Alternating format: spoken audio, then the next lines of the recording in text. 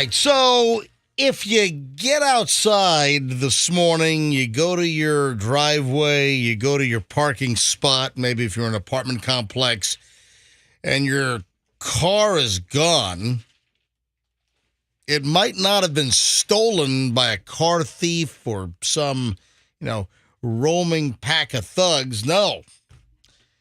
Your car might have been repossessed. Yeah, this is sort of a right off the bat MJ Morning Show public service announcement. Yeah, so your car might have been repoed.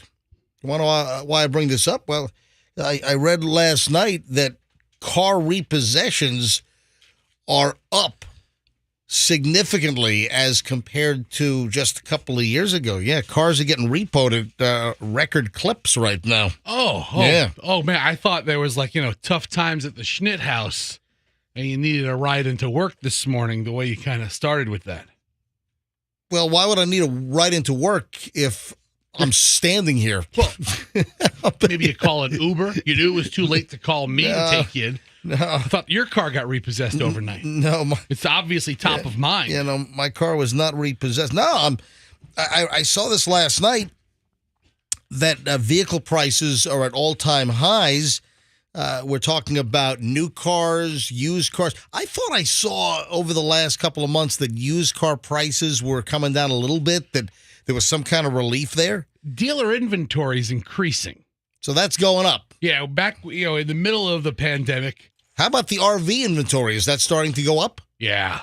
Hey, Fester is RV salesman guru. Fester, I don't know if everyone knows this, but Fester works at General RV. After we ended the MJ Morning Show the first time around back in 2012, Fester was, kind of flopping around trying to figure out what to do, and Fester fell into RV sales. It wasn't exactly like a fish that you just reeled in off of the St. Petersburg Pier, just flopping around. Just flopping around, just like that fish at the end of the Faith No More video. Just like that. Too soon. Hey, Too soon. that poor fish. Poor fish. Oh, man, that poor fish. Yeah. Hey, bring up Faith No More again. This could be the second time we play Faith No More on the MJ Morning Show, second time in just a couple of weeks. What was the other reason why I mentioned? Oh, it was something with epic. There was the word epic triggered something, and I'm like, epic. It was in a story, and I said, epic, man. Faith No More, great song. And remember, we were wondering what the hell happened to Faith No More. Epic was, here we go. Yeah, Epic was what, like 1989, 1990? Yeah, this was a great song.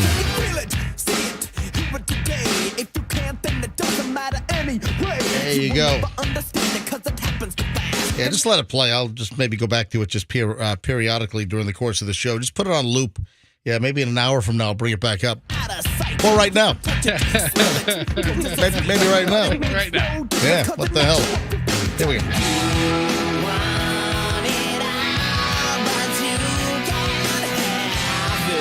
Yeah, great song. No, so repos are up. When you look at last year and 2020, repos are up 11% over 2020. And so what do they say is the reason? People just aren't paying Well, bills? because the high prices are starting to hit the owners. With the high prices or higher payments, more people are not making their payments. They're missing their payments, and the cars are getting yanked. Hey, you get those tow truck drivers, you get those repo dudes, they're working overnight, man.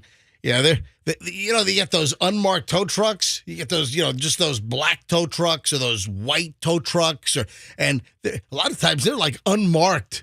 They roam around in the middle of the night. Their orders are to find that Silverado that's 7 months behind in its payments, or whatever. Whatever the situation is. Exactly. All these drivers want to do is just hook and book. Is that what it's called? That's in the industry. That's the lingo. Hook and book. You want to hook and book. Yeah. No, the story talks about, with the PPP, and the paycheck relief stuff and all that stuff, that now with that going away, with that drying up, that there are more and more people that can't afford the cars that they purchased at extremely high prices. And these cars are getting hooked and booked. They're like, well, I'll fill my car up with gas, but I won't be able to make the payment this month. Oh, there you go. Well, that's the other thing is that you're right. Gas prices are through the roof. Inflation. Hey, the inflation numbers came out yesterday, and inflation for June up 9.1% over a year ago. So you add it all together, and more cars are getting yanked out of driveways, out of apartment complexes. The repo numbers are going up through the roof. So hopefully you don't leave your home today, go to work, and your car is missing. Might have gotten repoed. Well, of course, if you're behind in your payments. Now, if you're not behind in your payments, that's a whole different thing. Somebody stole your car. It's out on a joyride right now is what's going on. All right, we're just getting rolling. It's a busy, busy Thursday here on the MJ Morning Show. Got a big chunk of morons in the news on the way. Oh, special guest. We have a guest in the studio this morning. Mystery guest. Hang on. I'm going to let you guys try and guess. I'm going to give you maybe some clues. Hold on. I will make the revelation next on the MJ Morning Show here on Q105. Hey, do not...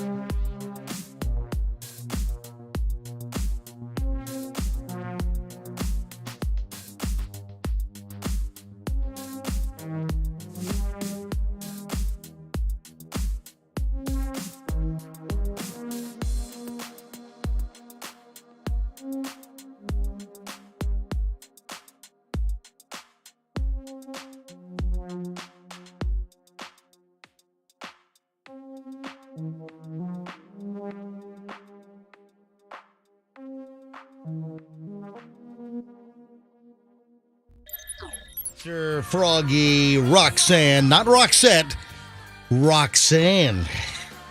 Big difference. Yeah, Roxanne, Roxette. Yeah, but we got the rocks going on. Mm-hmm. Yeah, all right. 619 MJ Morning Show. All right, first, let me ask for something. What was the item that I opened the show up with just minutes ago? So when we opened up the show at 6 o'clock, what was the first thing we were talking about? Anybody? Let's see if your short-term memory is working. Anybody here? Roxanne or Roxette, Fester, Froggy, Andrew, what did we talk about right at the beginning of the show? Getting your car Repos. towed. Yes. All right, so That's a tie. yep. That was so Andrew, our producer Andrew and Roxanne both said car getting repoed. And Jinx. Yeah, I forgot, by the way. If you're just tuning in, no, I saw something last night, and I just wanted to just make a little notice to our listeners that if you go out to grab your car this morning to go to work and it's gone, might have been repoed.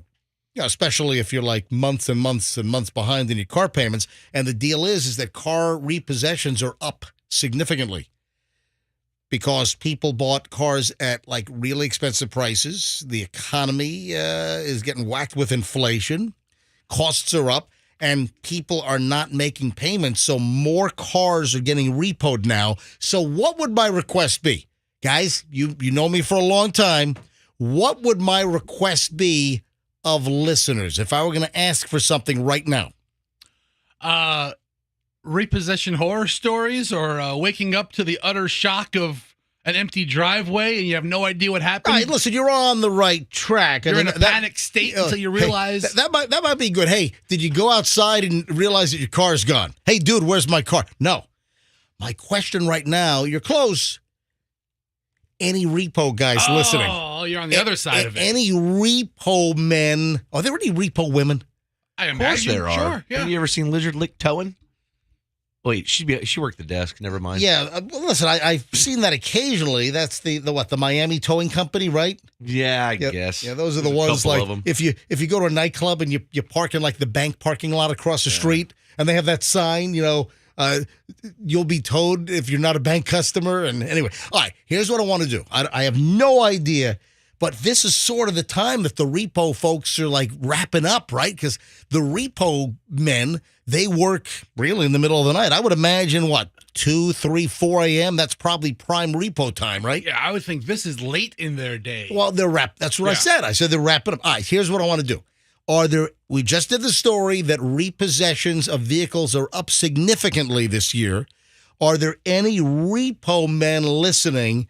And what did you hook up and book up? Hook and book. Oh, what did you hook and book overnight? All right. Are there any repo men listening to the show right now?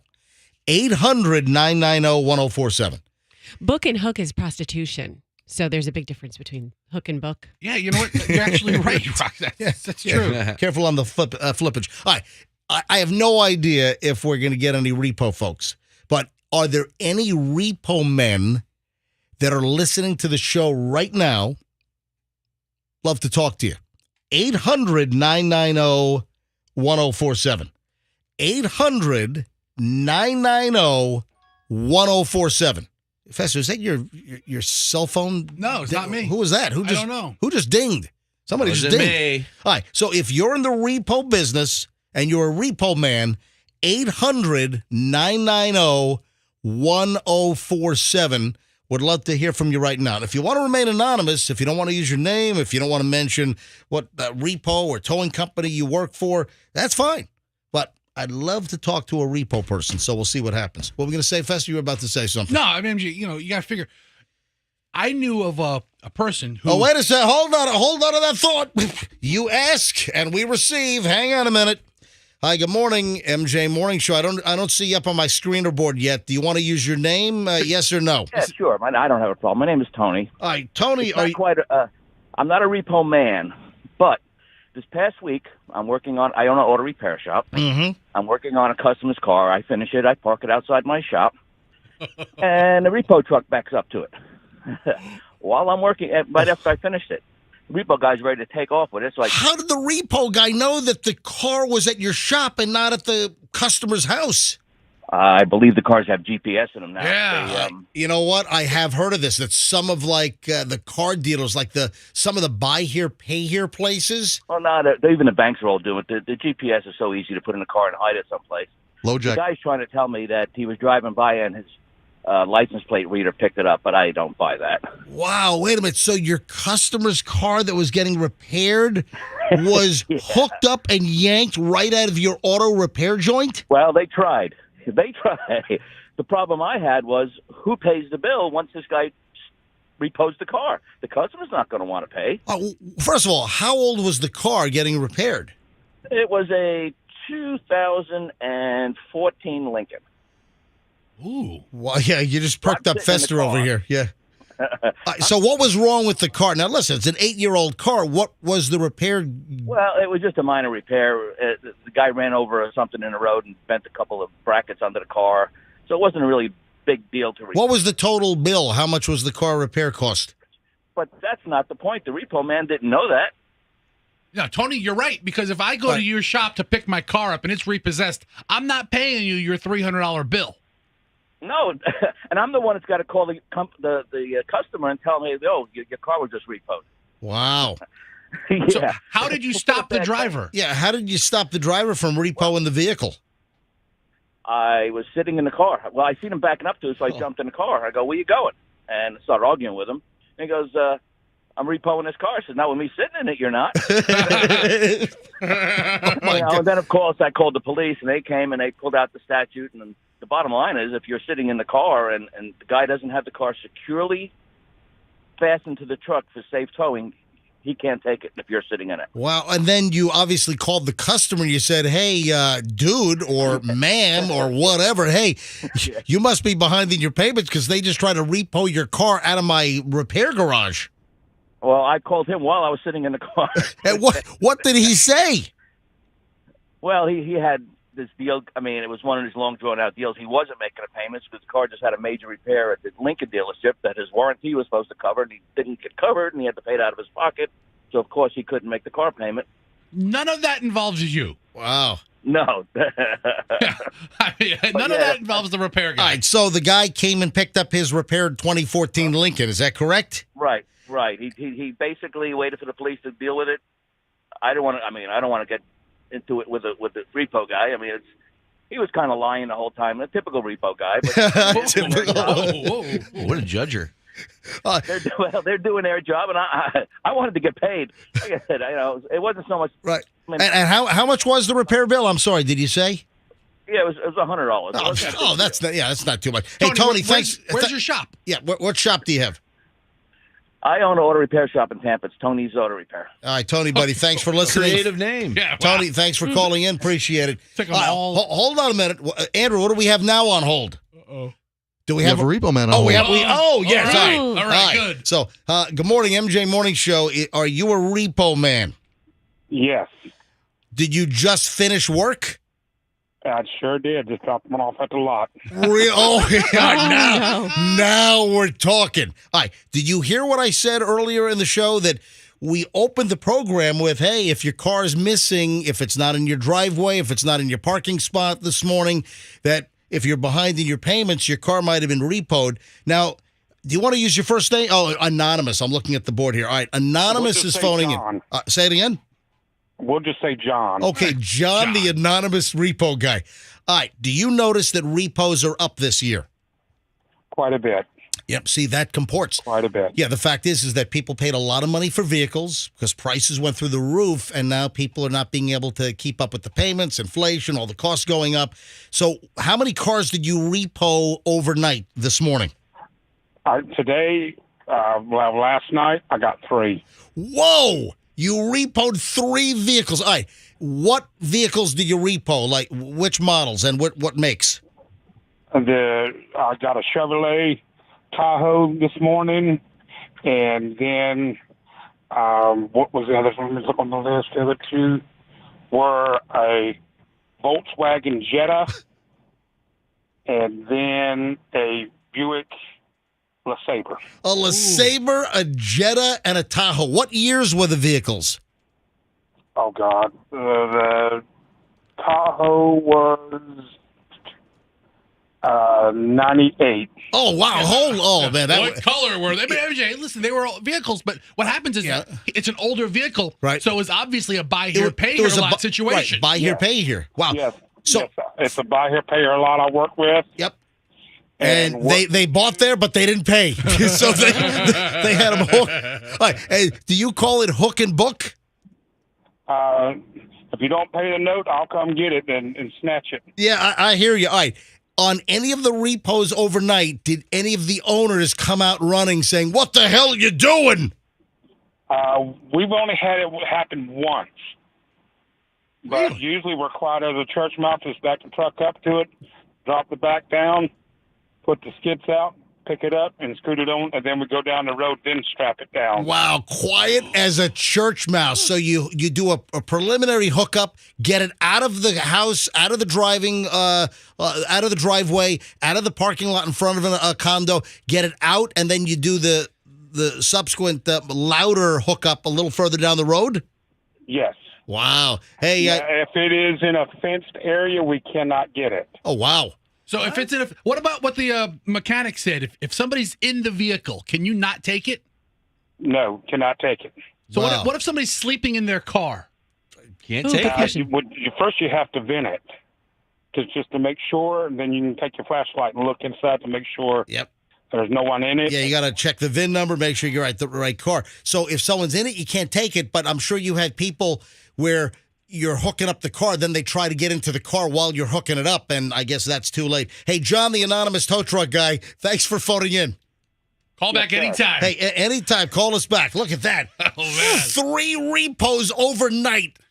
See, MJ, He's you busy. make a big deal about one of your favorite extracurricular activities, doing ride-alongs with police officers. I want to do ride-alongs with repo guys. Yeah, That's wow. a fun night. Yeah, that's probably a dangerous night. That might be more dangerous than driving with the cops. All right, 6:31, just getting rolling. We have a special guest this morning. I'll quickly mention who it is. Remember the TV show Tanked on Animal Planet? It's the aquarium show where crazy crazy aquariums. aquariums, Yeah. and a lot of celebrity aquariums. Guess what? The guy on Tanked, Brett Raymer, is going to join us this morning about 8:50, just before 9 o'clock, because he's in town. You know, Shark Con. Yeah. Shark- That's coming up. Shark Con this weekend. Shark Con is going to be at the fairgrounds this weekend. That's awesome. Special guest. So we're going to get the little celebrity lowdown on like what celebrities want as far as their aquariums. All right, hold on. Got a lot of crap this morning. We'll dive into the morons in the news next on the MJ Morning Show here on Q105. I want to talk.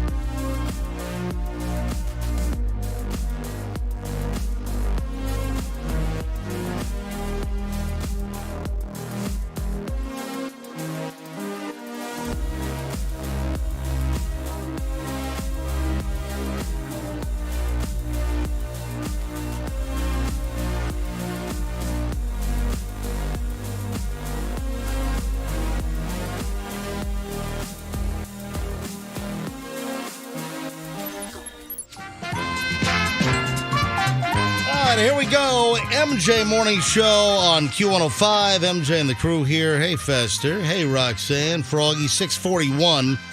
Running a little later than usual here because we extended the last chunk of the show because we had, repo guys calling in and a car mechanic that they tried to repo a customer's car while the car was at the repair place. Just yesterday. That's, incredible.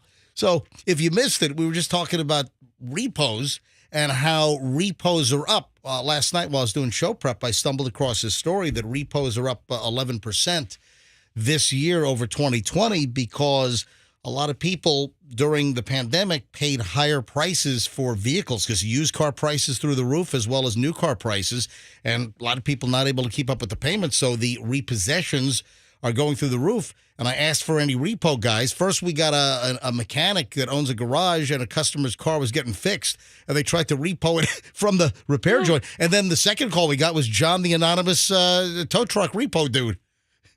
He hooked 3 up last night. Yeah, he hooked up. He repoed 3 vehicles overnight. All right, early morons in the news. Let's go here. All right. What would you do if you went to a cookie store and you bite into your chocolate chip cookie and there's an animal tooth in your cookie? Is it like I'm picturing what kind of tooth it might be. It's a fang. It's a fang, like a saber tooth, like a tiger's canine, tooth. like a doggy canine. Oh, hold on. When you say an animal tooth, was it like a rat fang or was it like a dog fang? No, this looks like a dog fang. Or maybe a coyote. Did they think it was like... Or maybe a wolverine.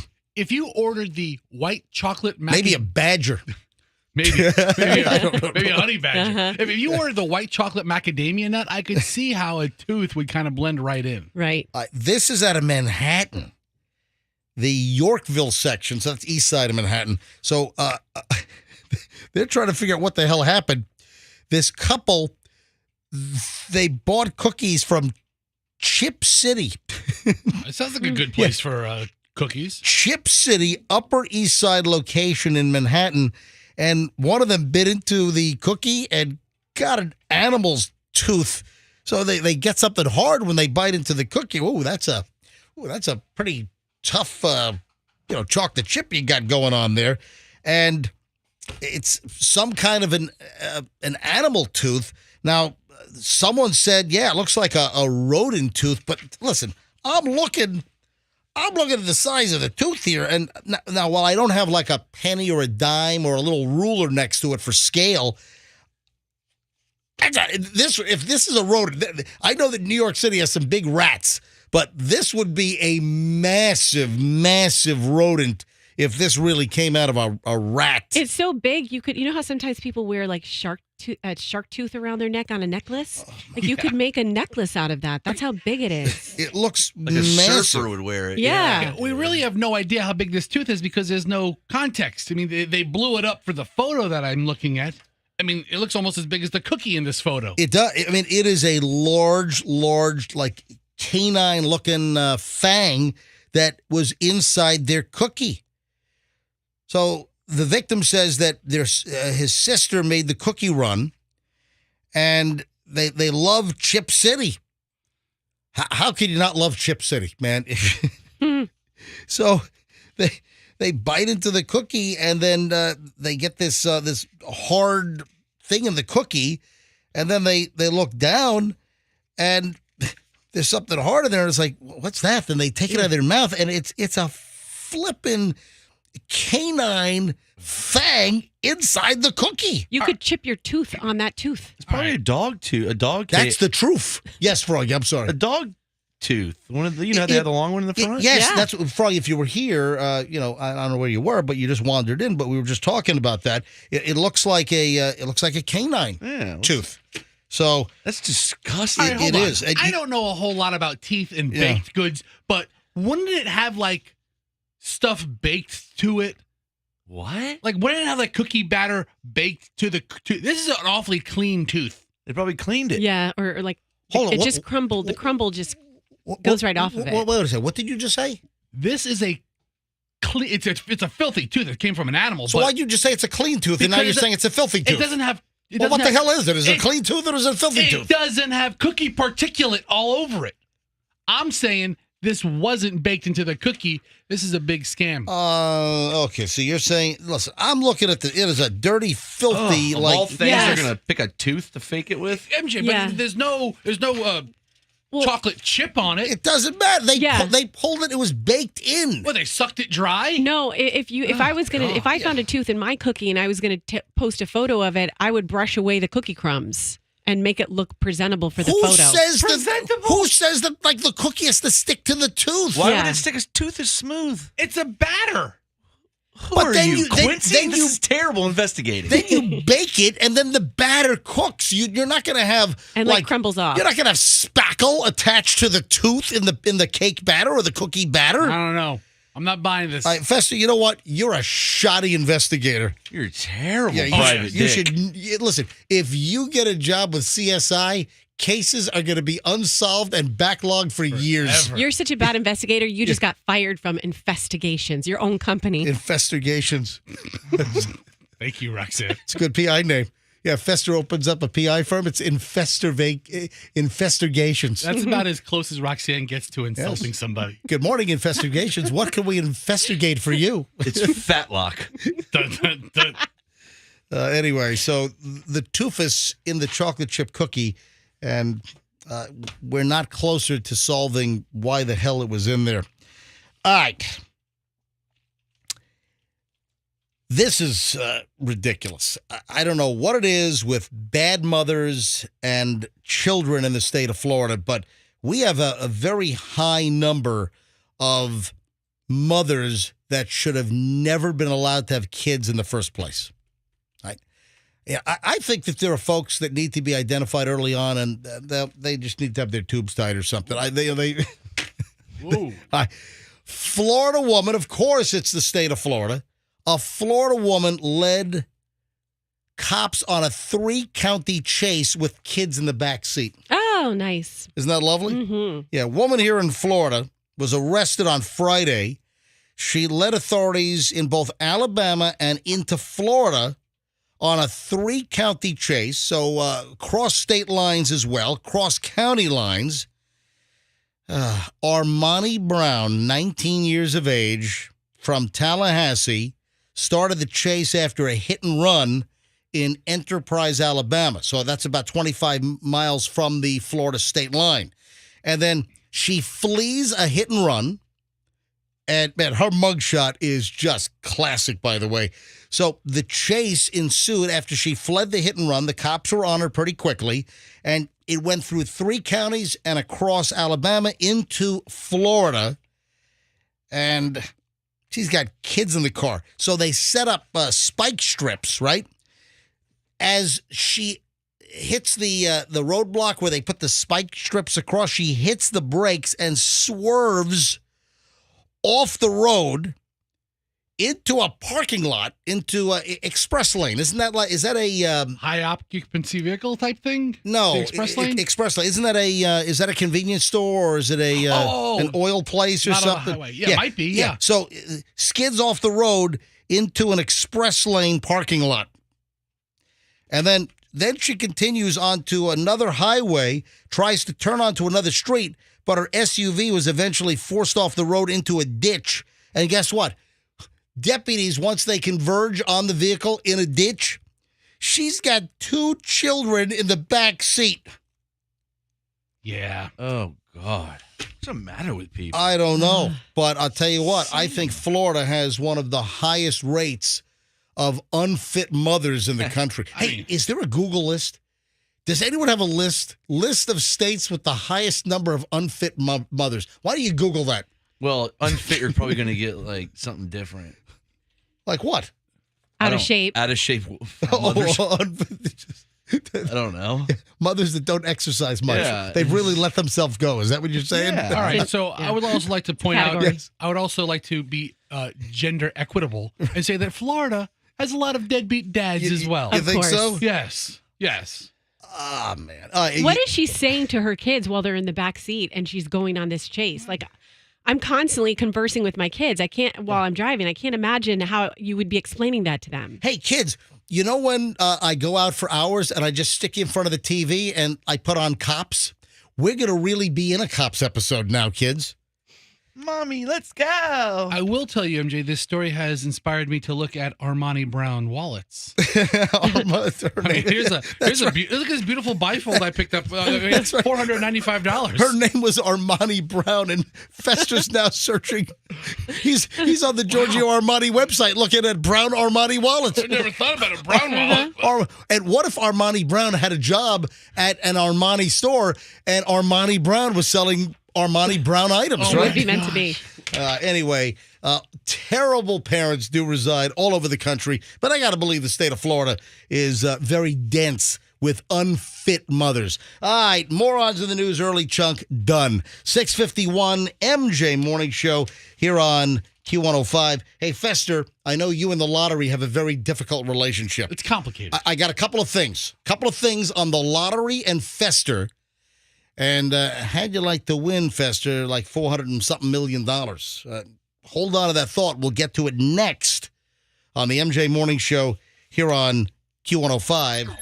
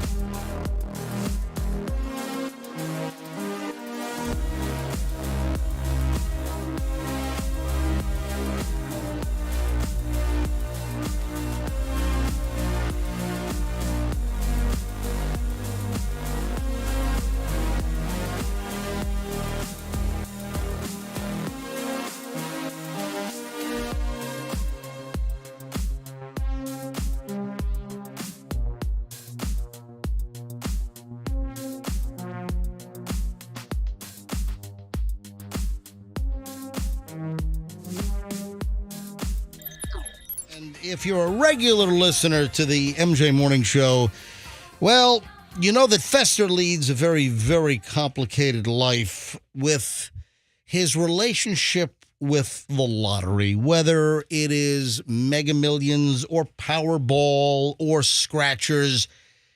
Fester, what is the largest prize you've ever won? Is it like $5? I mean, you just have not. No. On one of those like Gold Rush cards, I won $500 one time. Oh, you did? Yeah. What? Okay. Yes. I don't remember that. Yeah, you've never brought that up. Well, I mean, Yeah. there were several years we didn't work together every day, Oh, guys. that's true. I think I won it like in 2016 or Nah. something. So Fester has a complicated life in the fact that you religiously bought Powerball and Mega Millions tickets at your nearby Publix up in Lutz. Yes. Yeah. Did. Yeah. And the operative word there is he used to buy the Powerball and Mega Millions tickets. Now, you are one of the individuals who you really don't pay attention to Powerball or Mega Millions until it reaches a certain threshold, right? I mean, for me to get invested into something, it has to be worth my time. You know what? $100 million. Yeah, 100 million. Phooey. You know, I don't. Does anyone say phooey? You know, Does anyone ever say You phooey? get canceled. Yeah. It's a Hong Kong food. Oh, remember that? Oh, that's right. Yeah. Hong Kong phooey. Do you remember Number that? one super guy. yeah. Oh, hey, go to YouTube. Oh man, let's No, we're gonna get canceled. Don't say. it. let's go down memory lane for a second. Hong Kong phooey, that was a big like Saturday morning cartoon. Yeah. When I was a little kid, I was like what 7, 8 years old. Hong Kong phooey. When I was a kid, the replays were on. Oh, so you remember Hong Kong phooey as well? All right, hold on.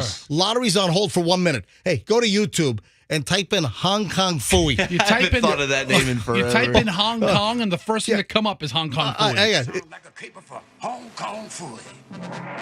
Excuse me, lovable lady fuzz. I better get back to my chores.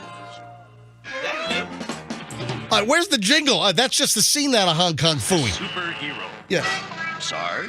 I want. Hong Kong Fooey's a dog. Yeah. Hey, Play the theme. it Hong Kong kind of- Fooey theme find the song. theme. Yeah, type in theme. Go Go to, hold on. I'm getting there. Yeah, He type. kind of looks bad like at a YouTube. ripoff of Goofy, doesn't he? No, that's No. the Grape Ape theme song. Why are you I'm clicking sorry. on that? I'm sorry. God, You you're want- the worst you want- YouTube searcher Hold ever. on. Hong. Yeah, Hong Kong. Oh, hold on. I think Andrew's got it. Andrew, do you have it? All right, here we go. Henry, the mild-mannered janitor? Could be Oh, here we go. Hong Kong Phooey, number one super guy. Oh my God. Hong Kong Phooey, quicker than the human eye. He's got style, a groovy style, and a body Yeah, with this fly today, a cartoon named Hong Kong Phooey. with a Hong Kong Phooey chop. Oh my God. Hong Kong Phooey The Hong Kong Phooey chop. guy. Hong Kong Phooey, quicker than the human eye. Tick-a-chong, tick-a-chong, tick-a-chong. Oh my God. Gosh, take it off. Oh my God. Hold on. That was an ABC morning cartoon on the weekends. Hong That Kong was Phooey. shocking to me. Yeah, oh, I don't remember that last part. oh my. Hong Kong Phooey, number one super guy. Hong Kong Phooey, quicker than the human eye. Tick-a-chong, tick-a-chong, tick-a-chong, tick-a-chong, tick-a-chong, tick-a-chong, wow, wow. I mean, is he scatting? No. You know, He's- guess he's what? insulting a billion people is what he's doing. I think that was the old Scatman Crothers guy. Scatman Crothers, like the That's old. why he was scatting. Yeah, but like every stereotype he could think of, that was Hong Kong. It was a dog named Hong Kong Phooey. And he wore a gi like he was a karate fighter. He drove a car that looked like a little Asian Chinese inspired hut. I mean, he has a lot of problems with So this. weird. Hong Kong Phooey, yeah. Let's see them put that on TV these days. Doesn't he kind of look like Goofy? Like a little bit of a ripoff of a Disney Goofy? No. No, I don't think so. He's a Roxanne won't dog. get over They're the both Goofy. dogs. No. Like, will Cartoon Network even run that? I don't Hey, think so. Hey, another one, and I've told this story. Hold on. Lottery's on hold for 1 minute. All right? Because, listen, we never know what the hell's going to develop. Racist cartoons. Well, no, because I used to love the Amazing Chan and the Chan Clan. Oh, yeah, that's another one. That- That's it- worse than this? It was an Asian family who were crime fighters. They were like, it was like they had a detective agency, and It was the Amazing Chan and the Chan Clan. Yeah, Andrew, do you have that? Wow. Here. Yeah. It was like the Amazing Chan and the Chan Clan. This isn't that bad. Here we go.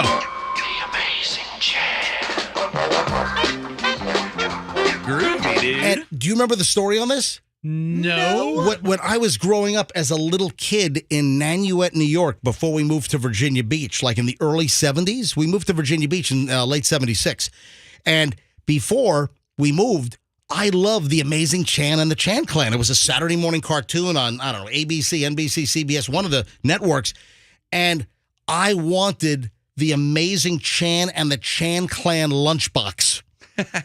Remember with that, like the glass thermos inside that they broke after like your second use in, Yes. in second grade? Remember you drop it? Thermos? Oh, yeah. Well, there was like glass inside, and every kid would drop the thermos, and it would shatter inside.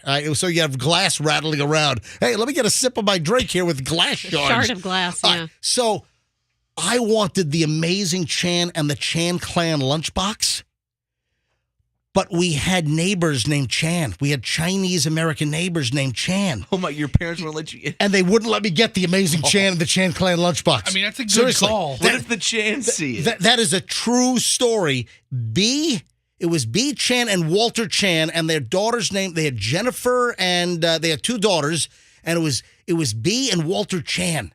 And my parents would not let me get the Amazing Chan and the Chan Clan cartoon lunchbox. Oh, that's nice. Your parents were sensitive. From to like that, yeah. 1972, 1973. I was like 6 or 7 years old, and they wouldn't let me have it.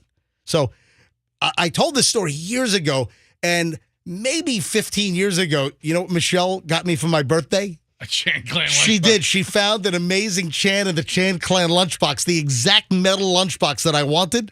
She bought it for me on eBay and gave it to me as a birthday gift. We should call Mom later and see if she remembers that moment of cultural sensitivity. Not allowing me to have the Amazing Chan and the Chan Clan lunchbox. I mean, My mom did the same thing with me. She wouldn't let me have it because we lived next to the Doobie Doos. So stupid.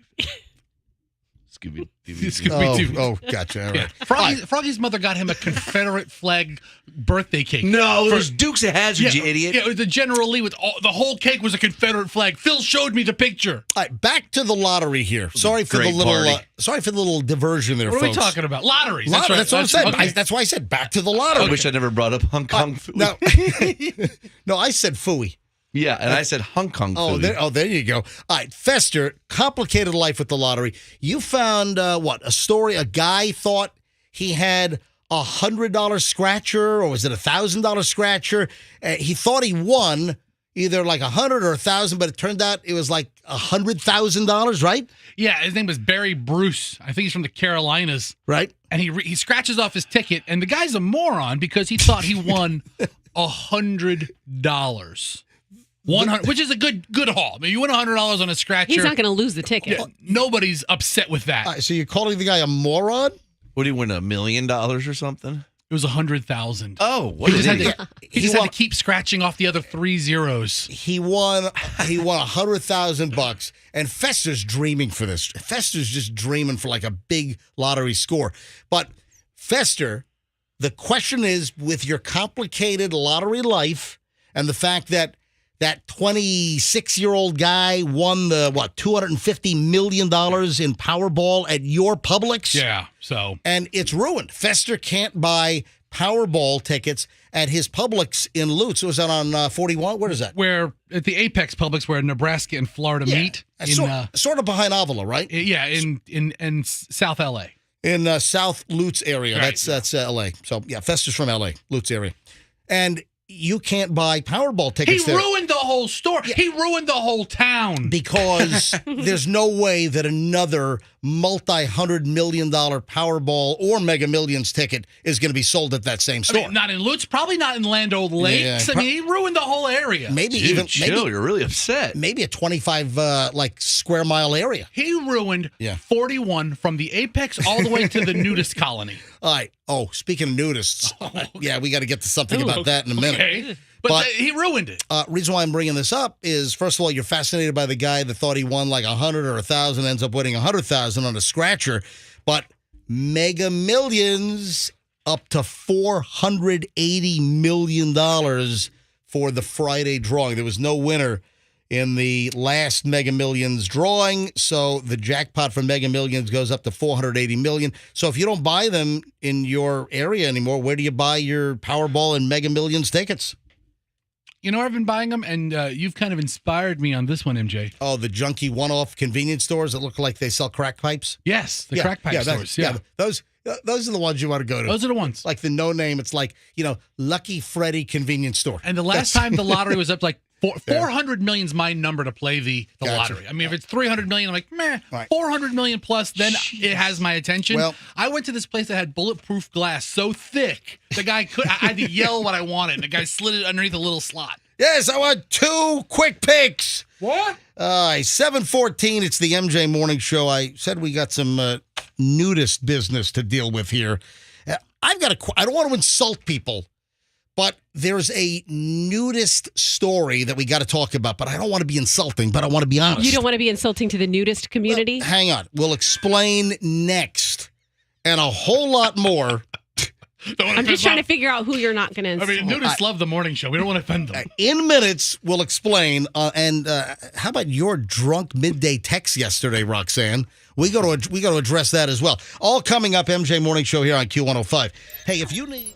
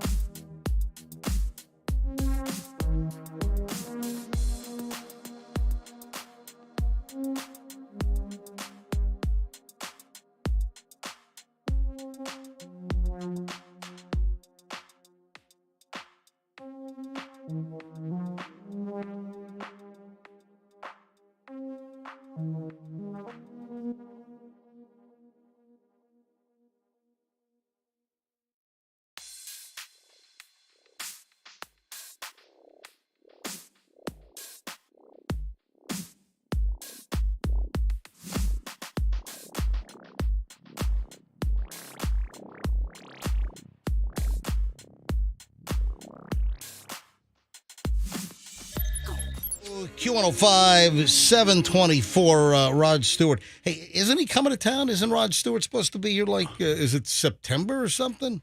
I don't know. Yeah, I thought Rod Stewart was also coming to town. Hey, speaking of coming to town, Santa Claus is coming to town. Yeah. Santa Claus is coming to town. Sing it, yeah. Hey, does Springsteen do that in concert?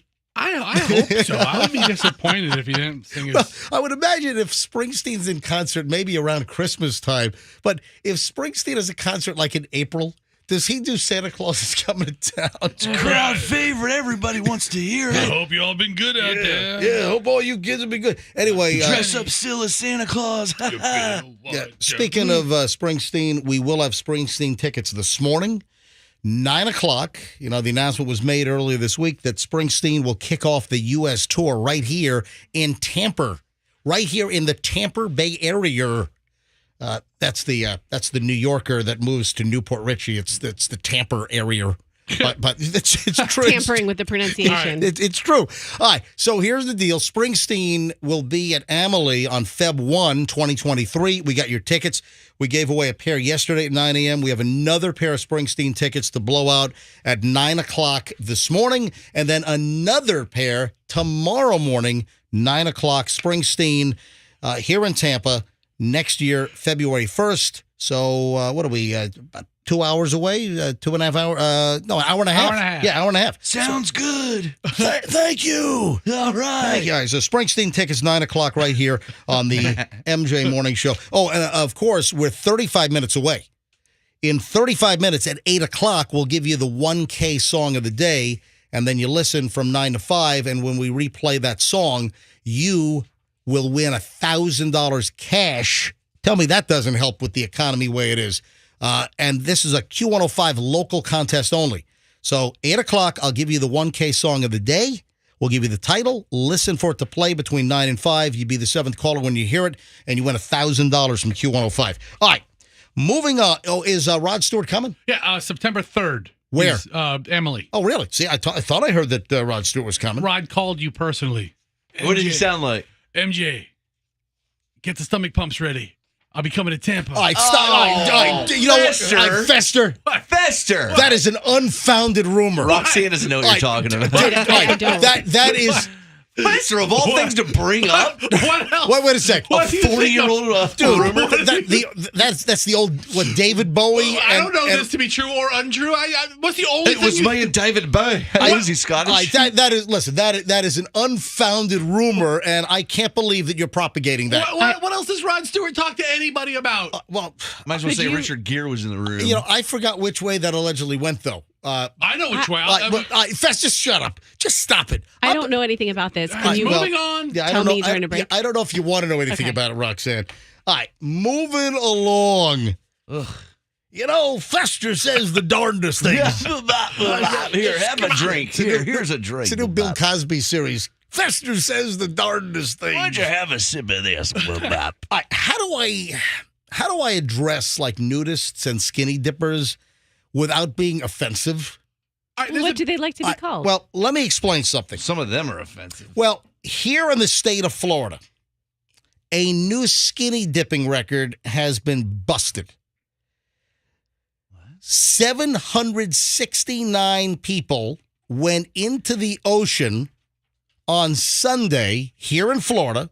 Wait, could you say that number again? This is This is on the Treasure Coast. So the Treasure Coast naturists. Okay, I that's was going to say naturalists, but It's a lot of people. It's the Treasure Coast naturists, and of course, the Treasure Coast. That's over. That's like Port St. Lucie and Fort Pierce. That's the Treasure. I don't even know what coast are we?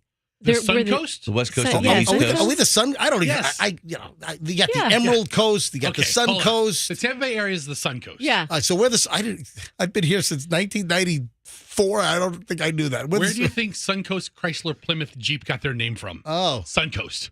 is that Yeah. is that where you get Wayne Schmidt with every car? Yeah. Wayne. Yeah? Yeah, is that no, it? but the Tampa Bay area is the Florida Sun Coast. Then there's the You First get Coast. Todd Schmidt with every car. Oh, God. You would have been a great car dealer owner. Now that you know this is called the Sun Coast, you're going to realize a lot of businesses brand themselves. Have you not that way. seen the name Suncoast everywhere? Isn't it like a Suncoast Federal Credit Union or something? Suncoast Federal Credit Union, Suncoast Hospice. Suncoast is the name of this area. Have you lived here for 30 years and you didn't know that the Tampa Bay area is the Suncoast area? You're dumb. Maybe I heard it in the past, and maybe I just blocked it out. Anyway, over on the Treasure Coast, a new record was broken. I guess it's a Florida record. 769 people skinny dipped at Blind Creek Beach on Sunday, completely naked, and they broke the previous record. Now, this happened just this past Sunday. They were shooting to break the previous skinny dipper record of 431 people simultaneously skinny dipping. They broke the record, handily. 431 was the previous record, and they had 769 skinny dippers on Sunday. So the record's broken. Is this the record in our country, did you say? It says Florida. So Florida. a Florida record has been broken. Yeah, the world record's a little bit higher. The reason why I'm bringing this up is, well, when you think about nudists and skinny dippers, is it just me that a lot of these folks you probably don't want to see naked? That's not the point. I get it, but am I wrong in saying that here, with all of these naked humans trying to break the skinny dipping record, there's probably a very high percentage of these individuals that you probably don't want to see naked. Okay, well, just apply that to the population. What percentage of the population do you want to see naked? I mean, honestly, might hold the same for this nudist. You know what? That's a good question. What percentage of the population do you think that probably look good naked? If you were to assign a number, what percentage? Oh, me assign that number? Yeah, no, yeah. What do you think? What percentage of humanity would people really want to see naked? I mean, everybody has different tastes. But what? So 12%, I'm just trying to talk. I'd Yeah, Hold on. yeah, that actually so sounds pretty Froggy, good. you said what now? Yeah. I'd say 12%. No way, like 3%. Oh, come on. I mean, Everybody looks like you and me. Nobody wants to see you naked. Nobody wants to see MJ naked. I'm horrible. Well, Nobody my wants to wife likes to see me naked. Okay, I think she tolerates you in a state of undress. I don't know that she necessarily wants to see you naked. Does that make sense? So if the question is who has universal appeal to be seen naked by everybody, it's Don't- probably a smaller percentage. Well, don't But if it's overthink this. What percentage of people do you think really want to be seen? Probably 5%. Okay, so you're going lower. Froggy's at 12%. You're at 5%. Yeah, I'm going to shoot a little higher. I think 15%. Oh, you're crazy. Your grandmother's in that pool. But it's 85% that we don't want to see No, naked. It's no. only 15% that you want to see It's naked. like 3%. When you start getting down to it, it's 3%. The other funny thing here is, I'm guessing of the 769 people that were skinny dipping on Sunday, setting this new Florida record on a Florida beach on the East Coast, of the 769 people, I'm guessing that a very large number are in the category of, oh my God, please, I don't want... Get me the eye bleach. You know, there probably a high percentage of folks you really don't want to see naked. But the funny thing here is where it occurred. Blind Creek Beach. So I think a lot of people would be like, oh man, I wish I was blind. I don't want to see that over there at Blind Creek Beach. Dude. Yes. About 10 years ago, I made a friend. I met a guy, and he became my exterminator for a little while. Oh, don't tell me your exterminator was a nudist. And my exterminator was a nudist. Oh my God. I told you don't tell me your exterminator is a nudist. And he had a condo in Caliente, and he invited me to lunch, and I didn't know where. Well, he just gave me the address, and I pull into Caliente, and we eat at like the little sports bar in there, and I'm dressed, and he's almost dressed, and we're eating like Philly cheesesteaks, and it was amazing. Oh no!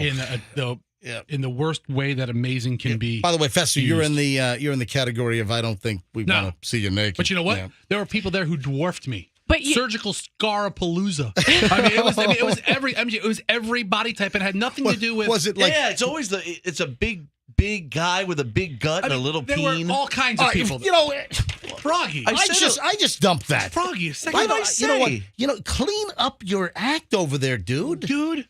Come on. Dude, dude. I just said wiener. Well, Jeez, no, that's give not me a what you break. said. Just stop.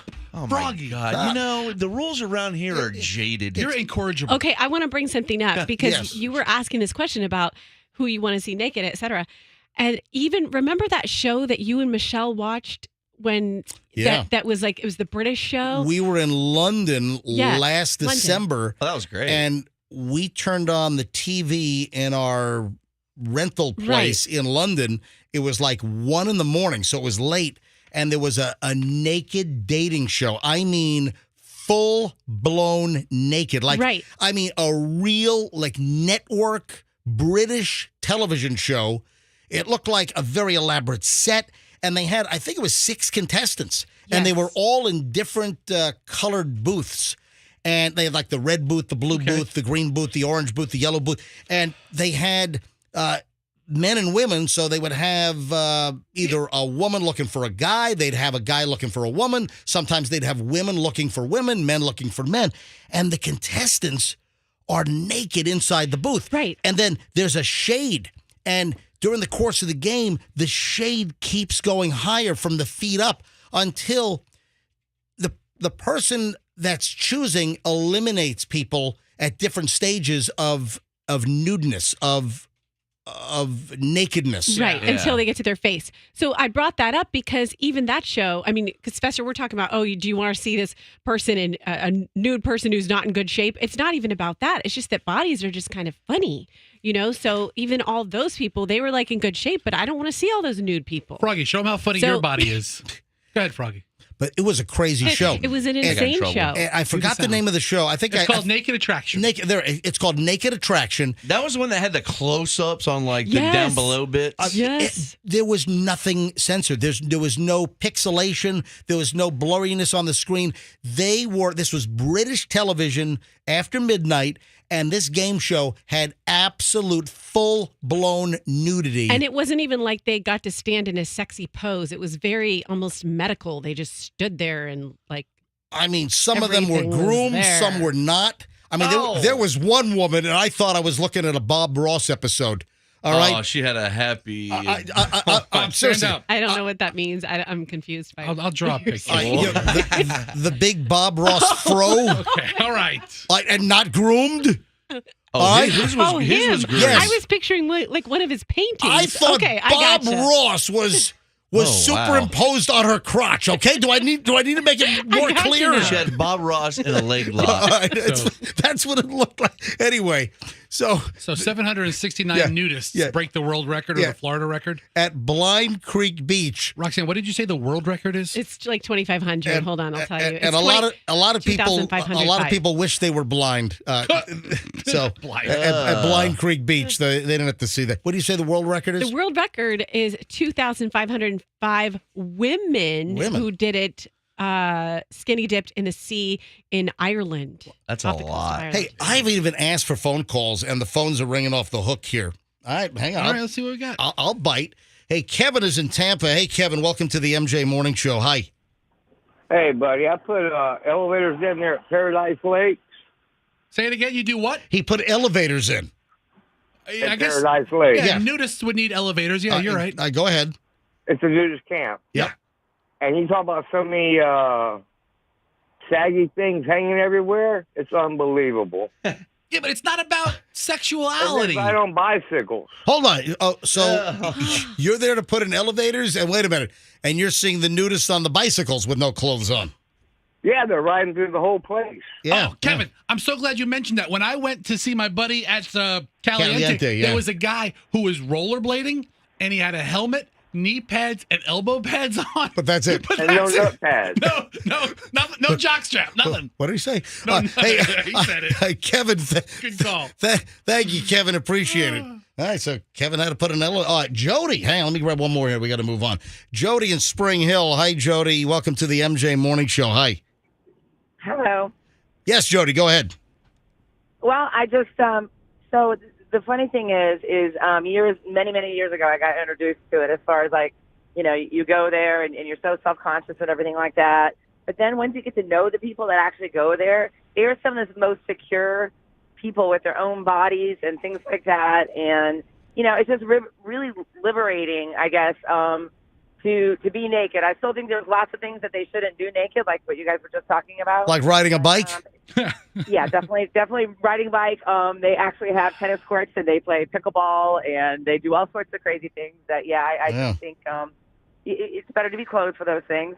But yeah, you see all types of it. And what I loved about it the most is that you've got really, really large people that everywhere else people look down on and so forth, and nobody sees them. You stop seeing the nakedness. You actually do, and it's just.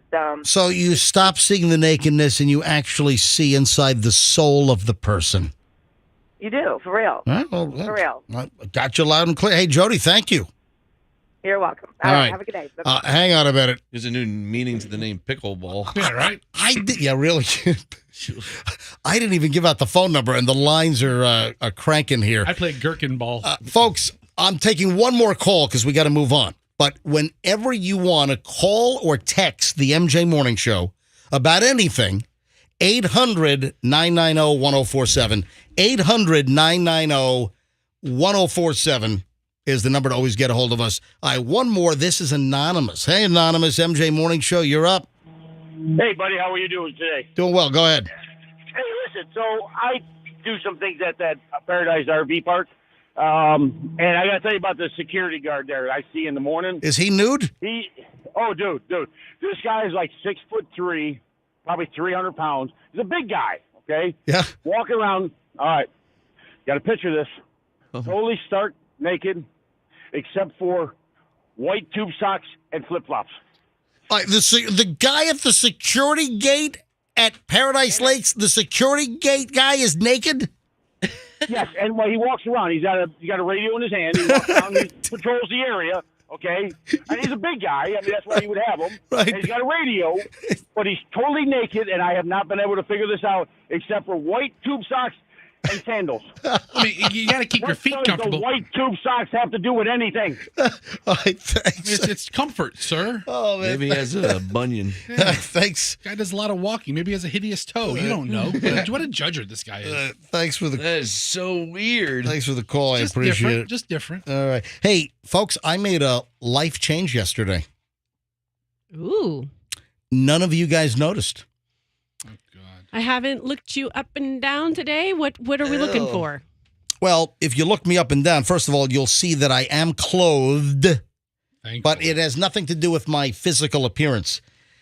I changed my Instagram handle yesterday. Why would you do that? All you do is talk about your Instagram. Well, no, handle. I've changed it. So I always had a big problem with your Instagram handle. I'm not certified Todd Schnitt anymore. Listen, I promote it mostly here on the MJ Morning Show, so I put MJ on the name. So all of my followers are still there. Nothing changes. But, folks, my Instagram, actually easier to connect. I'm now certified MJ Radio. Oh, my God. Oh, okay. Wait, who's Todd Andrew? Oh, that must be a fake one. So how's this going to affect your life and mine? What is it? I'm just telling you. I changed my Instagram handle yesterday. So, folks, I encourage you to follow me on Instagram. Be one of the first to follow me with my new name. So on Instagram, I'm now certified MJ Radio. So I kept certified. What's with the certified thing? Could you not find a longer word besides certified? Officially certified. A There's lot of nothing folks. smaller. How about official? Well, How about just like MJ Radio? Well, dude, that's been taken for like a dozen years. Come MJ on. hyphen Radio. How about anything. MJQ105 radio? Nah, Seriously. listen, I don't know how much longer I'm going to be here, but listen, You that's can change it again. So I'm certified MJ Radio. All right. Tired of the word certified. Seriously. But listen, a lot of folks use real, like real. So a lot Real's of better than certified. Yeah, real's cool. Like We're with at my the meat name, market. it's My cool. wife shows me certified egg. I get that certified egg. Now listen, I don't want to use real, so I kept certified. So folks, give me a follow. My new Instagram handle is certified MJ Radio. What are you having a conniption over there? No, I'm pissed off now because I got to change my Instagram now. I know, he does. MJ, you lost your blue check. Suddenly, certified Fester Schnitt isn't as funny anymore. It's not quite as mocky. I am certified MJ Radio. Folks, let's go. Give me a follow with my new name. If you're already following, it just it rolls over. So if you already follow me on Instagram to see some of the crazy stuff, like, the lady blowing through the blocked off 4th Street, the St. Pete I-275 Howard Franklin entrance. If you missed that video, listen, you never know what's going to pop up. My Instagram lives, the photos, the Bufo Toad experience. You never know. So, hey, give me a follow on Instagram. I'm now certified MJ Radio. Give me a follow. Yeah, and if you want to see this picture of me and Jen Epstein from Fox 13 I took a year and a half ago, go to Certified Fester Schnitt. Yeah, wise ass. All right. Little follow-up on the Walmart story that we talked about. And actually, it was about all self-checkout. But we had a ton of Walmart calls yesterday. I mean, they're the biggest store. If you missed yesterday's program, one of the things we talked about was a lawyer on social media with a video saying, do not use self-checkout because they can come down on you, accuse you of shoplifting, theft. And the lawyer says there are too many possible problems if you do self-checkout. They've got the video surveillance, and there are just a lot of stories of people thinking they scanned an item, they didn't, and then, Walmart wants to make a federal case out of it. Now, clearly, you do have your thieves. You do have your shoplifters. You have the folks that, fake scan, or they try to use a bogus cheap UPC on an item and scan it with a little sticker underneath to make the item cheaper. You got a lot of thieves out there, yeah, but you have a lot of honest mistakes. The lawyer is saying that Walmart, in many cases, will pound you into the ground, even if it's an innocent mistake. So they're saying, don't expose yourself. Do not use self-checkout. And the issue is a lot of these stores are going more and more to self-checkout to reduce labor costs, and that's happening all over the place. She also brought up a third scenario, MJ, which I really thought was out in left field, and I still don't buy it, where they review inventory and then review hours of footage to find out who walked out with material, and they track you down and come after you much later. It could be weeks later. That's another one of the items. Ridiculous. Now, the reason why I'm bringing this back up, there's always rhyme and reason. Well, at least 4% of the time with me. Not All right, always. so, And you haven't rhymed anything. all right, here's the deal. Why I'm bringing this back up.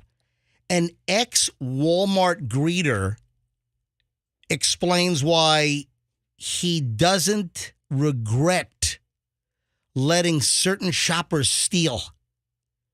All right, let me get this straight. You got the Walmart receipt checker at the door. Now, I think most stores probably have that these days. I usually see the Walmart receipt checker. But they only stop you if something's not in a bag. Walmart doesn't check receipts. Yeah, Walmart has somebody at the No, gate. what are you talking about? They do. Really? Hold on.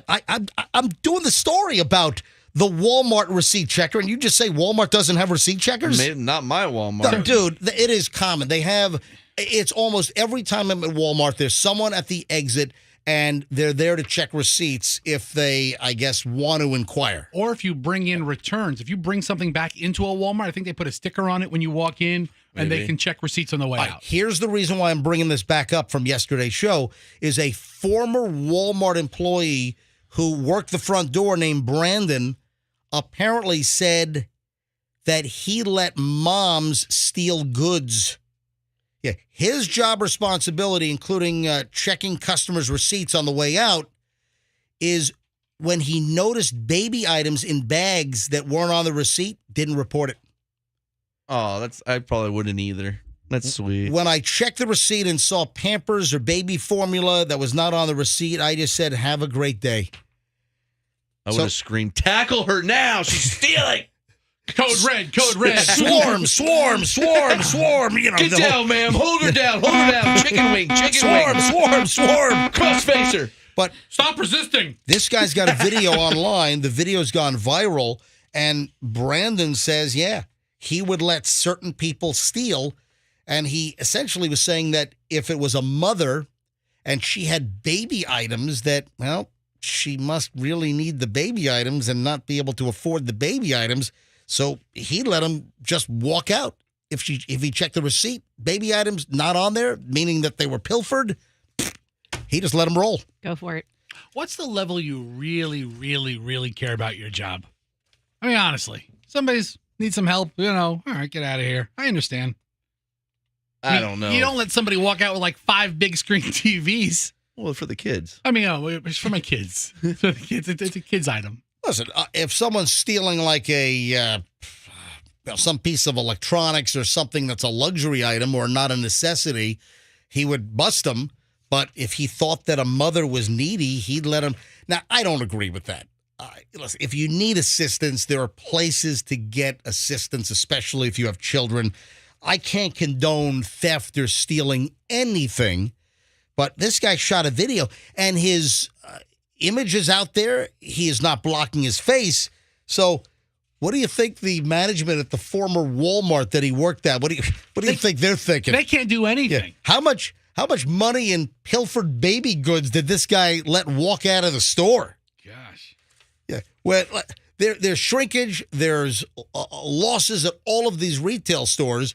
You have an employee that is supposed to be there to stop with loss prevention, and then you got a guy that, he's trying to be like vigilante. Kind of like Robin Hood. Yeah, like vigilante, good Samaritan. Robin Hood's another good way to put it.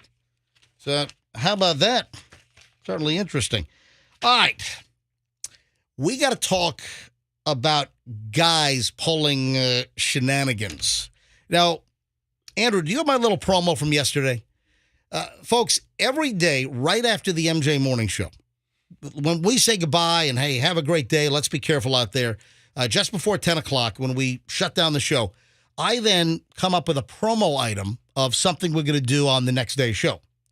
And right now we're at that point where I said, hey, 7:45 tomorrow.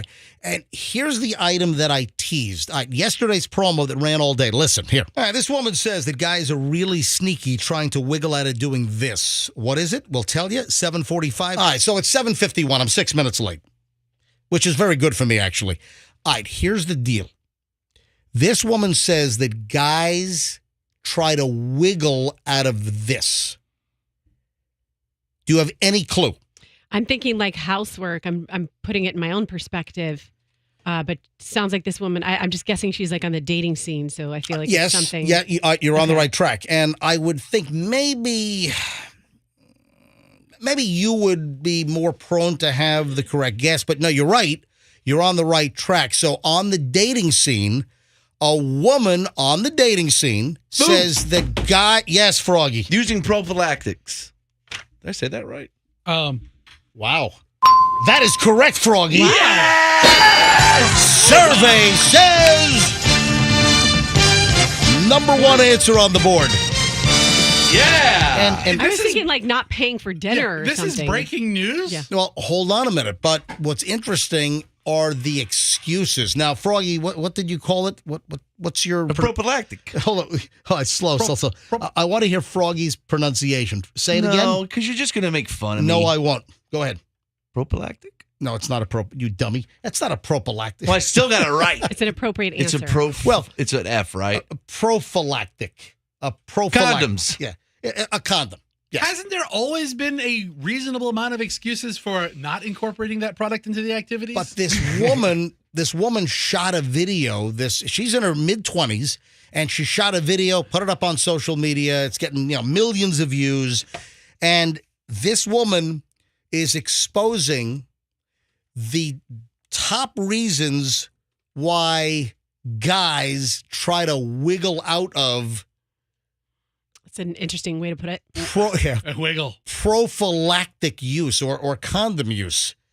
And some of the excuses, some of their attempts are comical. Like, I'm allergic to rubber? Well, That's a great one. Guess what? That's a real thing. I'm going to use that one. Well, listen, some people are allergic to latex. That's true. Some are. There's a woman named Chloe Burns, and the fact that she has the same first name as my precious little Chloe. Yeah, so does Khloe Kardashian. Yeah, I mean, where does it end? Well, that's a K Chloe. Have you seen the movie Chloe? Check that out. No, I haven't seen that. Oh, there's a good lesbian.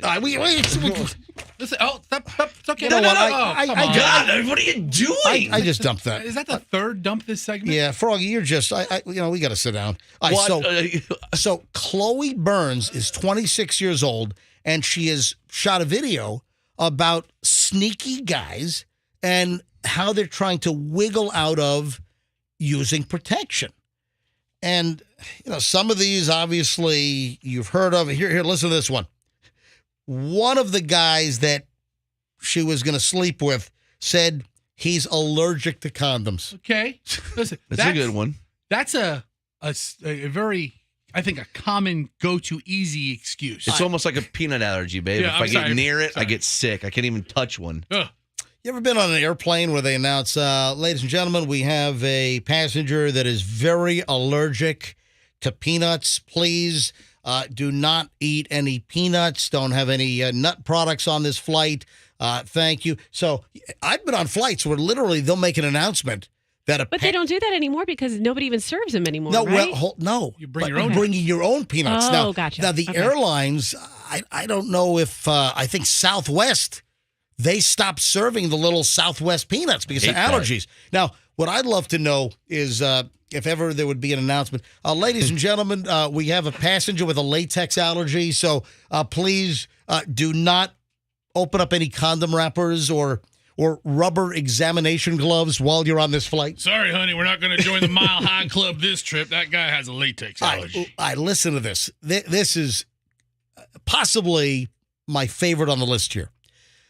A guy that this woman was going out with, and when they were about to be intimate, this guy, in order to try to wiggle out of using protection, this guy told her, listen, I was tested 3 years ago. There's seriously, quote, It's outrageous. Quote, the guy said, I was tested for STDs 3 years ago, so I'm good. the risk is minimal. That's what the guy said to the woman. Oh, maybe he has had sex since that last yeah. person. I mean, if it's been a really slow 3 years.